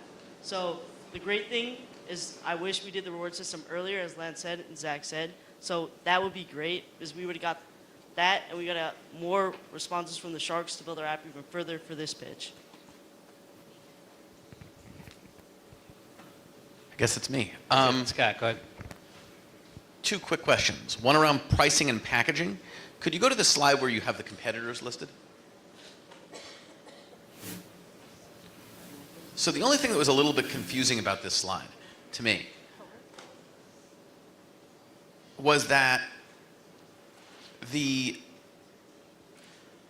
there you were, I think. Yep, perfect. So private chat, even on the most basic app called Carpool Kids, it exists. And every other app has it. However, every competitor has it, sorry. However, for you guys, it's in the most expensive plan to get this feature. So to me, my question is, if it's clearly something that every competitor has, why is this a super premium feature rather than a very basic feature? So we thought that the private chats would only be used for parents that are like very frequently driving and they know how to use our app like to a great extent. And the private chat is only meant to be used like right at the time of the carpool if there's some quick change that they need to say. It's not like a continuous text chain that they're gonna be communicating on that the whole time. It's really just for the parents that are most frequently driving. They know how to use the app, and therefore they would be buying the Ultra model. My advice would be, if you take this project to Accelerator, to consider relooking at the pricing and packaging, because to me, if the goal is to eliminate devices and eliminate friction, a key way to do that is to not have to communicate in a different way. And I think making this not part of the super premium package would allow you to do that, would be a pretty easy change and fix. The other question that I have is around, have you ever thought of allowing kids to kind of request open seats in rides?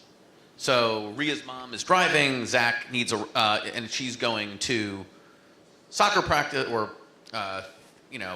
practice for the school play. Zach's in the play too.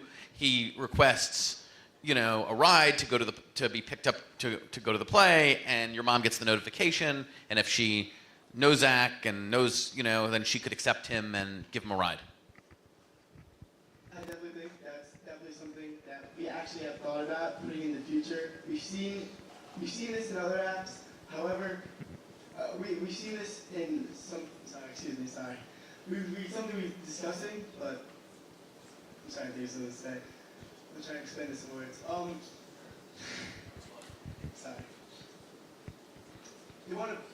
You're saying that they have to request it to put it into. I think that's definitely an idea that we have to incorporate in the future. However, our app is based on carpooling on the regularly, like the constant weekly basketball practice, rather than because the school play will be a regular event, which is basically what our app is on. Requesting a ride wouldn't really fit into that category, is what I was trying to say. If I could jump in here. I think it's actually a great idea, what you said, and we've definitely thought about it in the past, but since our new feature of Kid Mode is so new, we haven't had that time to build up on it, and that's something we could definitely incorporate in the future, an accelerator. Nice job, guys.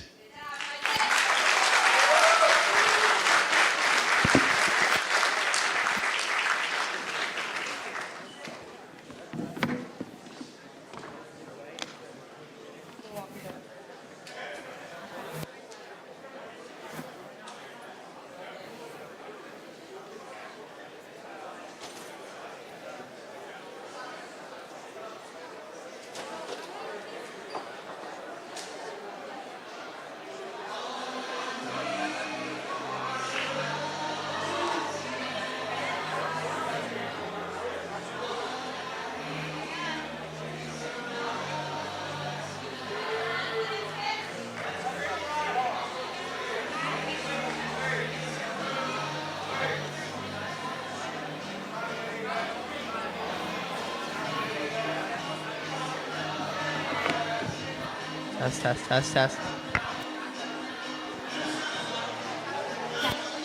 Testing. Hello. Hello. Hello.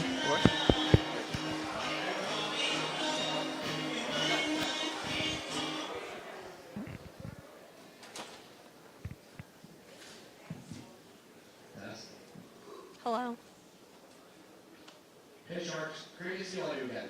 Hello everyone. We are Soundx, the future of the music industry. And our main goal is to mix music and make memories. I'm Zach Smith. I'm Isabel Xavier. I'm Rebecca Fabricant. And I'm Matthew Michelle. Not long ago, Matthew was hosting a party, and he had the three of us come over the night before to help him prepare. He explained that the most important part of this party to him was music, because he wanted fun music that cared and beat, people were on their feet all night long and having fun. But we're teenagers. We don't have the $400 to hire a DJ, and Spotify just wasn't cutting it. So the four of us ended up staying up all night long and created our own remix to play at the party. And while this worked, we ended up being exhausted and didn't have as much fun as we should have. Now, what is our solution to this? We thought of Soundx. Soundx is your personalized AI DJ that completes a Soundmix customized for your party and your needs. The way Soundx works is you can go into our app or our website, and on the app you have a music library where you can insert all your songs. On top of that, we will recommend songs to you. However, we will not include any songs in your mix without your permission. Now, in Instant, with our AI technology, our app will give back to you your own personalized sound mix. One of the biggest questions that we get asked is, why are we different than Spotify? So let me explain this to you. Using our AI integrated technology, we are able to add transitions as well as custom beats into your mix, unlike your regular playlist. On top of this, we don't add any recommended songs without your approval, so that way it's fully customizable to you. Getting back to my party for a minute, the other night, it was super crowded. It was really loud, and Zach was looking for me for 2 hours to try to play his favorite song, Headlines by Drake. But he couldn't find me for those 2 hours, and by the time he did find me, the party was almost over, and he missed his chance to play his favorite song. But this problem should not be a problem. And with that, let me introduce you to our premium feature. How does it work? The person at the party can simply insert the song name, the song artist, and their name, and a request would directly be sent to the host of the party, who can either accept or decline this request. And if they accept this request, that song will instantly be transitioned into the sound mix. Competition. The music industry is a multi-billion-dollar industry, which shows that there's a lot of room for growth and opportunity here. However, we do have 3 major brands of competition, starting with SoundX. SoundX is a free-to-use music app that has transitions and preset mixes for you. However, it is not customizable for your needs. Secondly, we have Spotify and Apple Music. This is your everyday music app that I'm sure pretty much almost everyone in the crowd has. These apps is a custom playlist for you. However, there is no transitions and it doesn't flow smoothly at a party. Lastly is GarageBand. GarageBand is a music app where you can cut and paste songs into it with transitions. However, it is very time consuming and you actually have to own all the songs, so it also ends up being very expensive. Now I'm going to walk you through the Soundx process. One can start this process on our app or website and by clicking on the Create Your Soundx button. This will take you to step 1, entering in all your songs. So for the purpose of our example, we entered in some of our favorite songs that we love when they play at parties. But if you're going on a road trip with your college friends, you could throw some throwbacks in there. If you're on your way to the Taylor Swift concert, make a sound mix with all of her songs to get ready. Then you'll click on the next button, which will take you to the duration tab. This is to ensure that your sound mix plays for the entire event and isn't too long or too short. So for this example, it was 2.5 hours, and then we clicked on the next button, which took us to the keyword tab. This is to make sure that Soundx has the correct tempo and beats for your event. So this is a high school house party, so Soundx knows that we want this to be a little bit more hyper. Then we clicked on the next button, which took you to the payment page, where you're selecting if you're paying with your subscription or for a one-time use. Put in your credit card information and click on the Generate Your Soundx button. And you can play your Soundx directly on our app or download it to your device. So for our customer segments, this is exactly who is going to be using Soundmix the most. First, we have your average high school teenager hosting your average high school house party. Second, we have middle-aged adults who also appreciate having background music for such gatherings such as family gatherings and couples nights. And third, we have places of business. These can be places like gyms or other retail operations such as SoulCycle. So moving on to our TAM, we started with the 330 million people living in the US. Then we found that 50% of these people host events or gatherings. And from this information, we found that 75% of these people believe that music is the most important part of an event, which we found through a study done by Nielsen, which led us to the 124 million people living in the US, which was $1 billion. And to find the price for this, we use our pro pricing model, which we found in our PFA pitch to be the most accurate pricing that people would use, which was only $7.99. So moving on to our SAM, because we are a new business, we wouldn't be realistically making that much money. We started with the 23.6 million people living in the tri-state area, and 62% of these people were between the ages of 18 and 64, which fit our demographics. 65% of these people host events or gatherings, which led us to the 9.5 million people, which was $76 million. Now, let's get into our pricing. Everyone wants to know how we're making money. For starters, one of the biggest benefits of our service is our cheap prices we're able to offer because of our maintenance prices and how much it takes for us to design our products. First, we have our basic model. This includes a one-time Soundx for your party, however long you want it to be. However, it is missing our premium feature that Matthew discussed earlier. This goes for $3.99. Secondly, we have our Pro model. This includes everything from the basic model and is a one-time purchase. However, at $7.99, we think it is a $4 jump, including the premium feature with the crowdsourcing Matthew previously discussed. Lastly is our premium feature, premium model. This premium model is $29.99 a year. This is your subscription-based model, where maybe you're having a lot of parties a year and don't think it's worth it to purchase them one at a time. So this gives you unlimited sound mixes per year. For our marketing strategies, we plan on doing email marketing as well as social media marketing on Instagram and TikTok. Since these are apps used by our demographics, we plan on using the hashtags #MixItUp as well as #mixing music making memories. On top of this, word of mouth is a big marketing strategy for us because if you're at a party and you like the mix being played, you can ask the host where they got their mix from and they'll tell you it's from Soundx. To start off our financials, we plan to spend a lot of money on our startup costs, but that comes for a reason. We really want to get off the ground and get running. We plan to spend $88,000 on that, with a majority, 94%, coming from the app and website, which we're paying an app developer or website developer to develop it. And then we plan to spend the remaining 6% on technology, legal fees, and marketing, which Becca discussed. But very specific, for the legal fees, we plan to have a one-time meeting to kick it off so that we can discuss legal rights to each song, which we will discuss a little later. And then for SG&A, we plan to spend $13,500 for year one, 48% of that going to the marketing, Instagram, TikTok, and using our email, as well as 15% for legal costs, which will be weekly meetings to make sure that we are keeping up with the legal rights of each song, 15% for bug fixes, and 22% for app and website maintenance, because we all know bugs and problems on websites and apps are inevitable. So we acknowledge that we are very similar to apps like Spotify and Apple Music, and because they are public companies, we decided to take advantage of the fact that their financials are posted online. We found that Apple Music set a precedent where they pay artists a royalty of 1 cent each time their song is streamed. We understand we're not as big as Apple Music, so we are prepared to pay artists 3 cents each time their song is incorporated into a Soundx. And we found that an average DJ plays about 50 songs in an event, so we figured that $1.50 would be our legal cost in the Soundx. Next, moving on to our AI technology, this would be subscription-based with our AI software that would be helping us develop our app. So we found that the max our AI would cost for one Soundx would be about 40 cents based off how much we're projecting to sell in a month. And this could go as low as 1 cent, meaning that our COGS is very variable, but we plan for the max to be $1.90.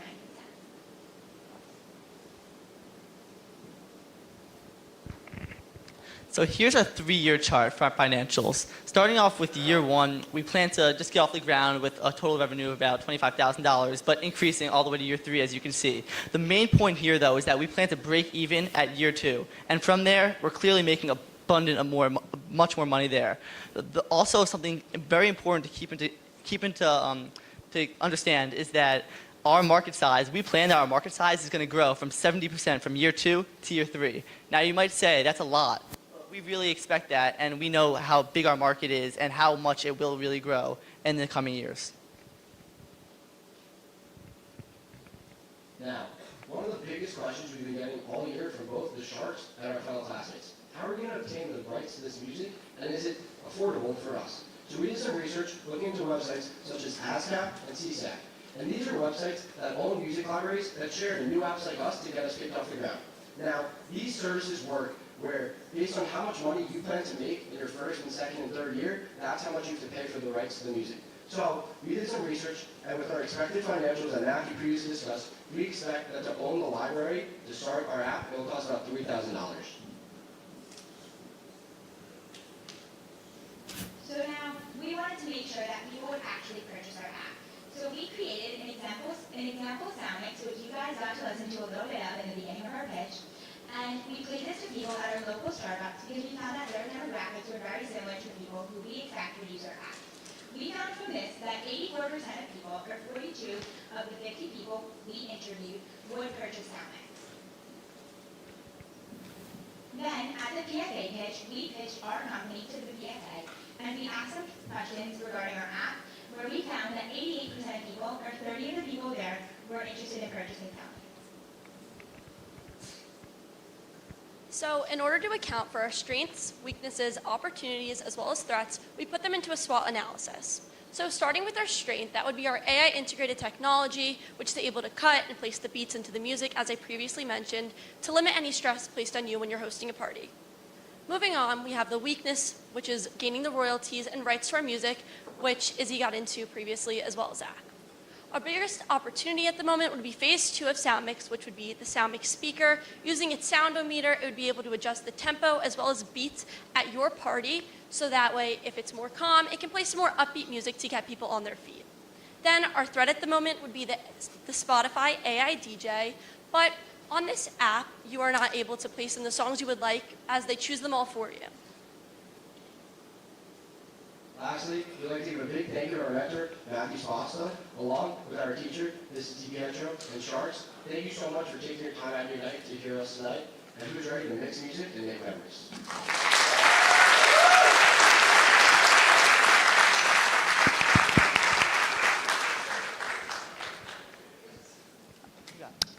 Okay, nice job, guys. First of all, great presentation, great development. The feedback that you've baked in from what we've saying is clear, so it's very helpful. The two big elephants in the room that have been in the room the whole while are sort of the Spotify as a competitor, and how are you going to get the license or the rights to play the music. So first, I want to give you credit for first, straight out of the chute, attacking the Spotify, right? So if you can go back to that competitive page.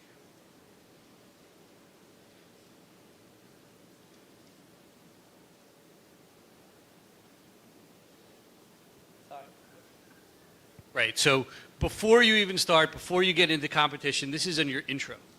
You started off saying, here's my problem, here's a great business I've got, this is the team, we're going to execute it, let me get Spotify off the table. Okay, that's a great approach, all right? So, full stop. But I still think, and you do address it a number of times throughout, I still think you have to lean more into why they can't not just get into this and take you out of it, but maybe even turn it into a positive. Why they might eventually be a takeout for you. Why you're going to sell to them when you grow and when you produce and when you execute. They're an opportunity, right? So turn the threat into an opportunity potentially, because it's in the room. Everyone's thinking about it. You guys thought about it so much you put it on the intro page, all right? So we're aware of that. It's great recognition, but you have to address it. Secondly, if you can go to the COGS and SG&A pages, help me understand, first of all, great research, whoever did the research on the music libraries and how to approach that. I'm sort of amazed by that. I didn't know that library existed. I didn't know that approach existed. I didn't know there's a company that can sort of outsource that to. First of all, that's a great business if anyone wants to get into that business. Help me understand here what the legal costs are. Is that licensing costs or is that legal costs? So this one is our cost when we're using a song in a Soundmix. So this would be per Soundmix. And who are you paying that to? We're paying royalty to the artist. To the artist. Okay, so those aren't legal costs. Those are costs of doing business. That's your licensing costs. And the reason why I'm making a point of it, it's not a huge deal in terms of your presentation, is because that sounds like a lot of legal costs. You don't have a lot of legal costs, right? You guys have already done all the work. You've knocked it out up front. You did your work up front. You have startup costs. You got a great lawyer, internal, external. You did the homework. You don't have a ton of legal costs, right? That's what you want us to think. What you want us to think is you've done the work, you've done the research, you found this great solution. It doesn't even cost that much, and it's just part of my COGS. So it's licensing for your raw material, for your songs. It's the heart of your whole product. Yeah. And then when you go to SG&A, it shows up there as well. Right? Gotcha. And that's the same thing there? Yeah. Same thing there, legal costs? So no, these legal costs would be meeting up with lawyers on a weekly or a basis. Okay. Great. So first of all, the main point there is it's a great piece of research. It's a great work. I would just flip it on its head and say this is COGS, cost of doing business, but it is not legal cost. Make sense? Thank you for the suggestion. Monica. Great job, guys. I love everything about this idea. I love the way you guys presented yourself. You were super fluid. The slides kind of went with your theme as well. I love the crowdsourcing element, the AI generation for the playlists, and the ease of use for a consumer to just, kind of put in the tempo and what they want for the night, and just making people's lives easier is what you guys are doing. And so I love all aspects of that. I even love your customer segments. I think you hit on 3 really great markets. You presented your TAM, you presented your SAM, I got excited, and then I saw the revenue, and year 3 was 200K. So I'm just wondering, as an investor, you're getting to 200K after year 3 with such a great idea, with such a great target market. So then I start to wonder, go back to your pricing, are you underpricing this maybe? Because Spotify is what, I think $11 a month per user. You're charging $29.99 for a year, right? Unlimited? So if you're only ending up at 200K, that signals to me that maybe the price, you can be a little bit more competitive on the pricing, right? Because if they're charging $11 a month and you're doing so much more according to your competition slide, you should be able to charge a little bit more of a premium for that. So just think about that a little bit, because I think you guys have all the elements for a really, really successful idea, but the revenue is just, underwhelmed me a little, and I think you guys undersold yourself on the pricing a little on that. Yeah, but awesome job, great idea, and like I said, every element was there, so don't undersell yourself is what I would have to say. Thank you. Lance. Thank you. So first of all, guys, just to echo what Monica said again, this was great. I love the intro. I found it very engaging. As a middle-aged adult, I really enjoyed the intro still. I thought it was great. But I thought you guys did great. Can you guys go back to the SAM slide for a second for me? You guys are making, you were there a second ago, guys. Cool. You guys are making an assumption here, and the assumption that's in this is that you're assuming people are going to choose that middle plan. And I think what Monica hit on was kind of exactly right, which is you guys are assuming that people are going to buy that $7.99. So I think your SAM is being made a little bit lower, potentially than it could be, because maybe we assume everyone buys the premium plan. So how did you guys decide to use the middle plan for the SAM, and how did you guys think about that? Okay, so during our PFA pitch, we sent out a survey and had people answer which pricing model they would use, and we found that $7.99 was the most popular from this. Okay, Marissa. Okay, great job. You really created a vibe, I think, from the very beginning until the end. There was a connection between the sight and the sound, so great job there. I do have a question, and then I'll get to my comment after. You mentioned at the beginning that you wouldn't add recommended songs. Can you talk a little bit about why you came to that decision? Okay, so we found that there are a lot of apps, like for example, like the Spotify DJ is something that we use, and we found that you have no control over the music that's played. You have no idea what song is coming next or what song they're playing. So we wanted to make it so that our customers knew exactly what was getting played and ensure that they would like every single song being put into their remix. So no recommended songs are being added without their approval. Got it. So I would maybe do a little bit more research on that, because I think you want to increase user engagement. You want the consumer to be able to like or dislike something, so you can feed the algorithm more information, so that ultimately you're feeding them songs that will resonate more with them. So that's just one thought. The other thing you talked about, I think through your marketing efforts, you would leverage TikTok and one other social media app? Instagram. Yes. So with TikTok in particular, I mean, they have launched the careers for a ton of artists like Lil Nas X and a million others. So you may want to consider doing a little bit of research. The creator economy is huge. You have the opportunity to go after much smaller artists with potentially lower licensing fees and so forth. So again, like, leverage the creator marketplace that they have. It does include artists. And there's a way to expand, I think, your music library through that avenue. Thank you so much. Okay, guys, nice job.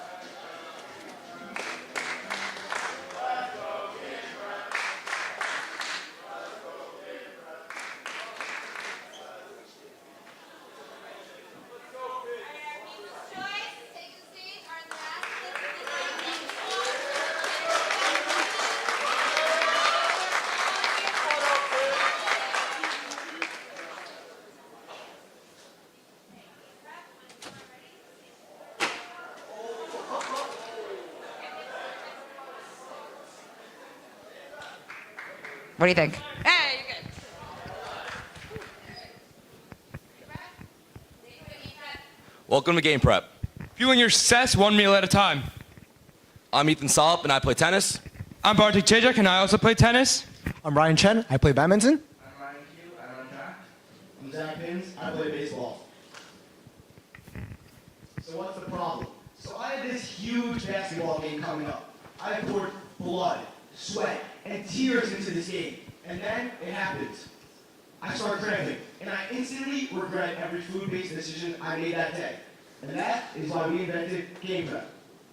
Hey Ethan, why you didn't have banana during final pitch? Hey, we'll worry about that in just a moment. First, let me tell them all about Game Prep. Well, Game Prep's an AI-powered app used to maximize athlete performance through personalized meal planning and scheduling. Now, what does all that mean? Well, basically, we're going to tell you exactly what to eat, why you're eating it, and when to eat it to maximize your performance on the court, on the field, or in your regular workout class. We want to make sure that you feel your best and play your best because that is the most important thing for an athlete to win at the highest level. Now, back to my banana. Why am I holding a banana? Well, I actually have a workout at 10:30 in approximately an hour and a half. And yesterday, I had one of the biggest tennis tournaments of my life, but I ended up cramping.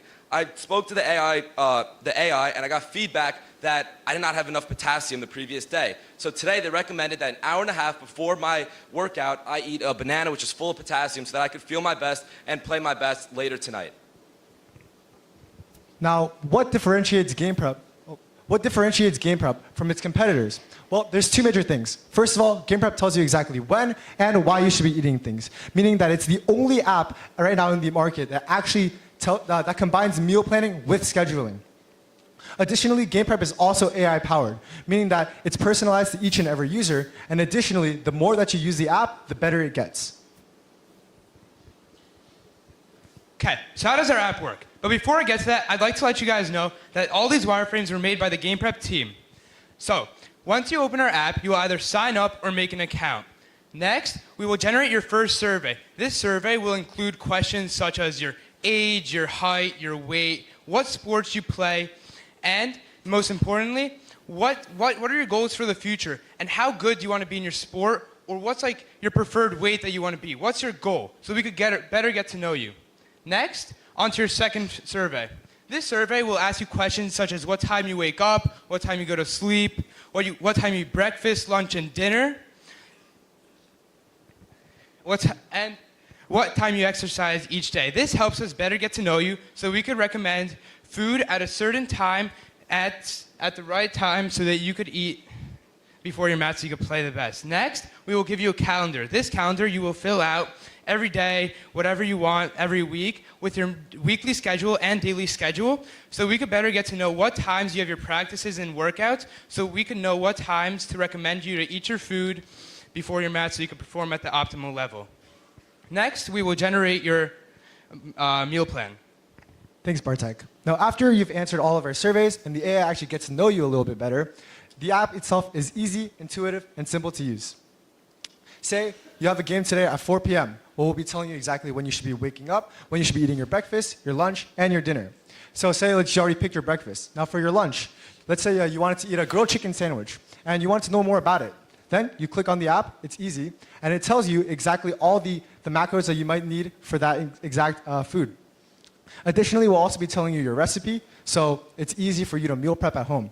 And additionally, the calories we did take into account do have a lot of variability depending on the way you cook it and the ingredients you use. So we made sure that our calorie range is still falls within what makes sense and still won't affect your final outcome. After that, after you pick your breakfast, your lunch, and your dinner, you get to, we wish you a good luck, and we hope you play the best at your game. Hey Ryan, what about the Game Prep users who don't know how to cook, and every time they step into their kitchen, they feel like they're going to burn the whole house down, or just don't have enough time, or just hate to cook in general? How do we help them? Don't worry, Game Prep has that figured out too. Introducing the newest feature that we have, a delivery service. Now, this is extremely simple, as you can still use your favorite delivery apps, such as Grubhub, Uber Eats, and DoorDash, and you still enjoy benefits from them, all within the Game Prep app. Let's take you in for an example. Say you wanted to get a berry oatmeal bowl for your breakfast. Then first, you select the delivery service, and let's say you pick DoorDash. You get to sign into your account, so you still get to enjoy benefits that you might actually have on your real DoorDash account. And then afterwards, which is the most impressive part, is that Game Prep will find out which restaurants are near you that actually have that exact food that you're looking for with the right macros that fall within your diet. After you select your favorite food, the app itself is so easy. You pick it, it works exactly like Game Prep, exactly like DoorDash, like Uber Eats, like Grubhub, and you choose what ingredients you want in your food, and you ultimately add it to your cart. Afterwards, you can just check out, and the app itself will do the rest for you. Okay, now you're probably wondering what our target market is. Our target market is anyone who plays a sport or works out. We target college athletes, high school athletes, middle school athletes, recreational athletes, or anyone who just works out. We specifically target those who want to be better in the future and have a goal to take the next step with Game Prep. Hey Ethan, can you tell us a little bit more about our competitors? Yeah, of course. Now, I'd like to group our competitors into two groups. The first group will contain Eat This Much and My Plate. These two apps are here to help you gain weight, lose weight, gain muscle, or lose muscle, but this is not what Game Prep is about. Therefore, these are not our direct competitors. We only have one real direct competitor, which is Fueled Coaching and Nutrition. As you can see, we do have more checked boxes than them, but this is because our app is much cheaper because we do not rely on someone to constantly meet with to set up your plan and your meals constantly every single week. They charge about $100 a month, which is almost 12 times as much as Game Prep does monthly. So as Bartek addressed earlier, our target market is athletes looking to play competitively in their sport. But we wanted to go more into depth into that and target these young teen athletes. That way, we will be having their business for the rest of their athletic career. We can do so by targeting them on apps that they are going to be on, such as Instagram, TikTok, and Twitter. And for those other athletes, we can hand out flyers around, target them in gyms, and just getting the Game Prep word out there. Now for our MBG test, we went to our PFA page, which we got a few surveys, and we've also interviewed all of our Roslyn-based sports teams. Now, let's take a look at our surveys. Out of the 48 people that we surveyed, 70% of them said that they would use it at least 3 times a week. This is important because we can now see that our app is reliable and people would actually use it. Another one of the questions we asked was which features stood out the most over the other ones. As you can see, there were 3 that accumulated over 20% of votes, and now we're able to understand which features to mainly advertise to people to get them to want to use our app. Now, for our TAM, we have 119 million people that are Americans that want, and then we will prioritize the people that want to actually prioritize their sports or their daily activities, and we want people that actually prioritize their diet, which this will lead us to a $6.5 billion revenue and a 77.5 million total TAM. Now, for our TAM, we took our TAM, and we got 25% of the people that would actually buy the app and would actually use the app. So that leads us to a 19 million TAM and a $1.6 million revenue. Now, on to the fun part of every presentation, the revenue. Now, how does Game Prep make its money? Simple. We follow a subscription-based service, so we have 2 different pricings. Our monthly service being $6.99 a month, as well as our yearly service being at $41.99 a month. Our yearly is actually 50% off compared to our monthly, and it'll be a lot cheaper to just to subscribe to the yearly one. And you may ask why. Well, we want people who are interested in our service to purchase the yearly one because they'll get more used to it and it'll be more incorporated into their lives, making them want to use it again since it's such a habit that they'd be using every day. Additionally, we decided to price our app using penetration pricing. Compared to a lot of our competitors out there, after thorough market research, we've ensured that we are almost 50% cheaper than a lot of the other options while still leaving us profitable. Now, for our startup cost. Unfortunately, our startup cost tends to be very expensive at almost $100,000. This is because our app is our main moneymaker. We have very little cost of goods sold because we're not selling an actual product. We're selling ideas and feedback. Now, where does this price come from? It is the price to develop the app, to have the employees, people that we employ actually develop it, to have a consultant actually make sure that our nutrition is fully fact-checked and definitely accurate, as well as a consultant and another developer that will definitely make sure our app is the best possible. So what is the SG&A for game prep? Well, first off, you see that 50% of our money is being spent on marketing. That is to develop or to target those young teens and have them using the game prep app for their athletic career. And then you see 35% on app maintenance. That is going to be used to keep the app running and to keep the game prep users incorporated into the app and excited. And then also 13% for legal and liabilities to protect the game prep name. Now, for our first year of revenue, we expect a 250,000, and for our net income is around 150,000. We expect to see an exponential growth throughout the years, and for our year 3, we expect to see around $3 million in net revenue, and just under $2 million for our net income. Where could you contact us? You can visit our website at gameprep.org or email us at gameprep.inc@gmail.com. And finally, we'd like to say thank you to all of to everyone here in the crowd to actually listen to us, and thank you to our mentor. And thank you to Ms. DiPietro for all the help that you've provided us throughout the year. Thank you.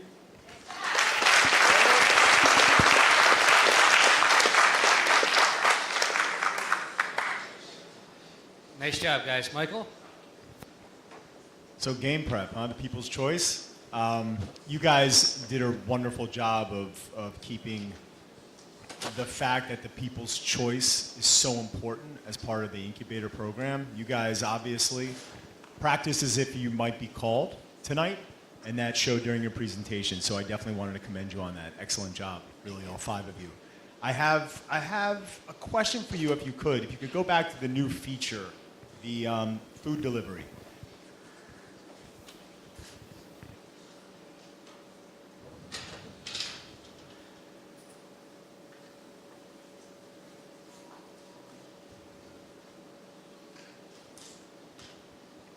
Excellent, excellent. So can you explain this a little more? So before you do, I guess my first question is, so I have a couple of questions. My first question is, why this? Why'd you guys decide now to tackle this and offer this as part of your app? Well, at first, obviously we weren't chosen as a top group, and we definitely wanted to make a major change. And this will definitely be a key feature of our app, because now that maybe the people that didn't want to pay for advice, that knew they still had to pay for the food, could understand exactly why they're paying for this food, and they'd be more inclined to want to use our app as well as work with these companies, which is what will get us to be able to partner with them. Also, one more thing I want to add. If someone's an athlete and they're away at a tournament, they don't really have anywhere to cook their meals, so they're going to end up ordering a meal or going to a restaurant and ordering these meals, because you can't really cook in a hotel or somewhere. Excellent. So then so step me through this again. So what would happen is, let's say I hit DoorDash, right? Does it now take me to the DoorDash app through your app to place the order? What does that look like? Nope. Everything is inside the Game Prep app. So we work with those companies to have it incorporated into our app, so it's all in one place and it's easy to use. Excellent. All right. Thank you. Yep. Scott? Can we stay here? Yeah, sure. So I have a question on the same set of slides. And that is, as we all know, you can't eat nearly as healthy at a restaurant as you can eat at home. Restaurants put all sorts of crap in the food to make it taste good. So my question comes down to how can you guarantee the macros and that the food that people are ordering are as healthy as they may want it to be? So that this berry bowl doesn't have cream or doesn't have lots of sugar or what have you. So as you can see there, you can basically choose what you like in your food. And at the end of it, it'll tell you all the macros for it. So we'll probably not recommend you to add cream since you can choose in the app itself. And additionally, when you order from a bunch of restaurants, they actually have a lot of the ingredients that they use. And the Game Prep AI will actually calculate all of that. So it'll ensure that it actually falls within the range while it's suggesting you a bunch of restaurants. Great answer. And a quick follow-up, I guess. Is there any economic benefit to you guys to work with any of these restaurants? Like if you're feeding them leads, are they paying you anything in terms of a referral fee for sending them new customers? Yeah, I mean, this is clearly like a mutual win-win situation. Of course, this is helping us acquire customers that realize that this is so simple, and this is another reason for them to go to our app. And for the restaurant, they're able to make money off us. So I guess we're not collecting money from them, since this is really a win-win situation from both sides. So I don't know if there's any type of partnerships with any of the apps if you feed them, if you source leads. Just maybe something to look into at some point if you continue this project. All right, thank you. Monica. Yeah, great job and congrats on winning People's Choice, guys. Your energy was heard, as soon as the announcement was made, and it was exciting for all of us to see. So congrats on that and being prepared in such a short period of time.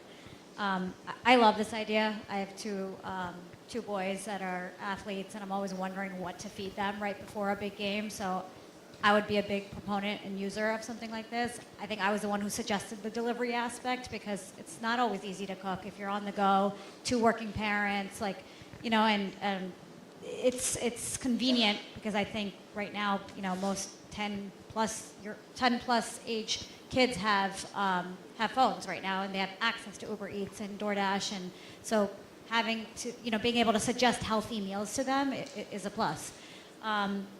With that, I started wondering in the beginning when you were setting up the recipes, how were you getting those recipes curated, right? And you mentioned it at the end in your cost structure that you have a nutritionist, right? I would have liked to have seen that, I think, a little bit earlier on, that you're constantly consulting with the nutritionist. And I saw that in your startup costs, but I didn't see that in your SG&A. And I would think going forward, you would constantly need to consult with a nutritionist and make sure that the recipes that they're suggesting or the AI is suggesting are actually accurate, right? For a body type or a type of athlete.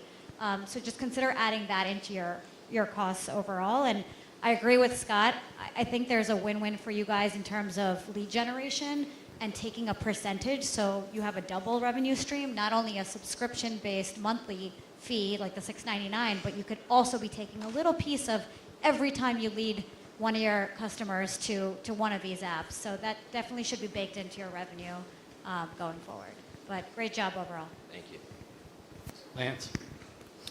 Hey guys, okay, so first of all, great job being prepared. I know getting called out of the crowd, you guys jumped right up and did a really great job, so good job.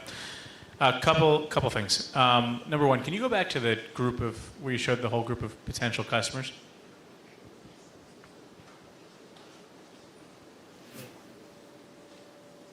Cool. Is your assumption that the people who are going to be using this are people who are playing in games? Is that your idea? No, I mean, anyone who wants to feel their best working out or anyone who wants to improve their game can use this app to develop themselves. Got it. So the only thing that maybe in terms of naming convention, just think about it. Game prep works great when you're talking about people who are going to play a game. Maybe if you're expanding your target market, just maybe think about that. Second thing I want to touch on is, are you considering making the app iterative? So let's say you play a game and you score 40 points or hit 5 home runs or whatever it is. Are you planning to say, oh, that time I had X and I did X, therefore I should make the same recommendation? How are you planning to make that iterative so you play your best? Yeah, I mean, your performance,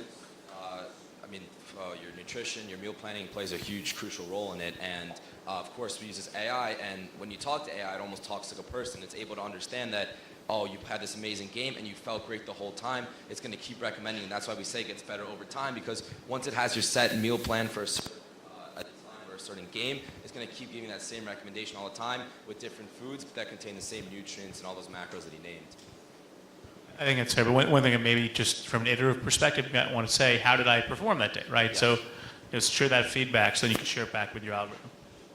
Thank you. Nice job, guys.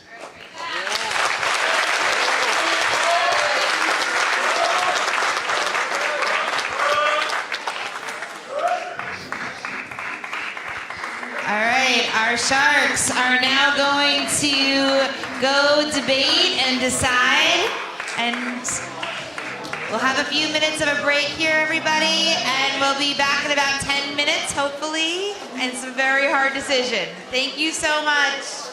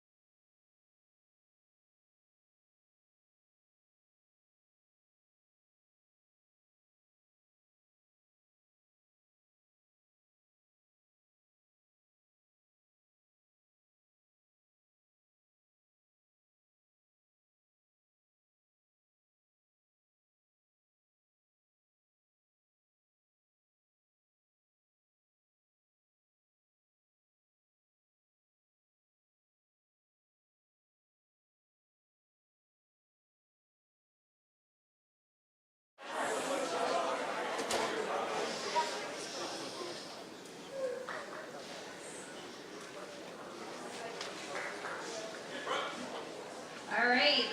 So, we're very excited.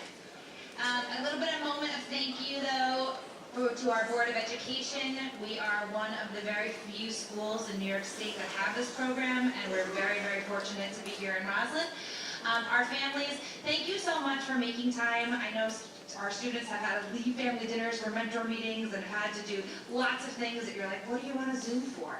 I appreciate you guys making sure that your students get this opportunity. Our volunteers, we're very, very fortunate to have coaches, sharks, mentors. We have all kinds of people in our classroom every day, and that is such an opportunity for our students. Our PFA, thank you, thank you, thank you. You come through every year for our PFA pitch, which is the market research, and every time these kids get on stage, they get better. So thank you for giving them that platform. Our RHS Ignite Foundation, very, very fortunate to have that as well. Thank you. And this community of support. Like, this room is packed, and that says so much about the Roslyn community. So let's give it a big round of applause.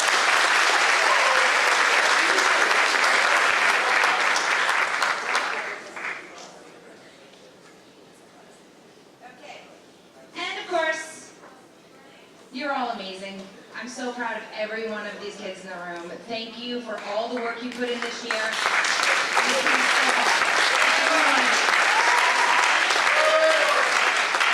our teams that did not take the stage, you will have final pitch in class, so I'll still see all the changes that you did. Yes, finals. All right, that being said, our third place this year for 2024 is Bus Tracker!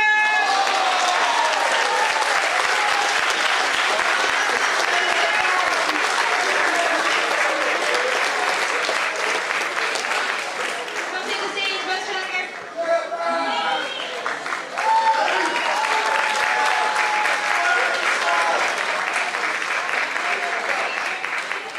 And their mentor, I believe, is in the house. Jess, if you wouldn't mind coming up and taking a picture with your team.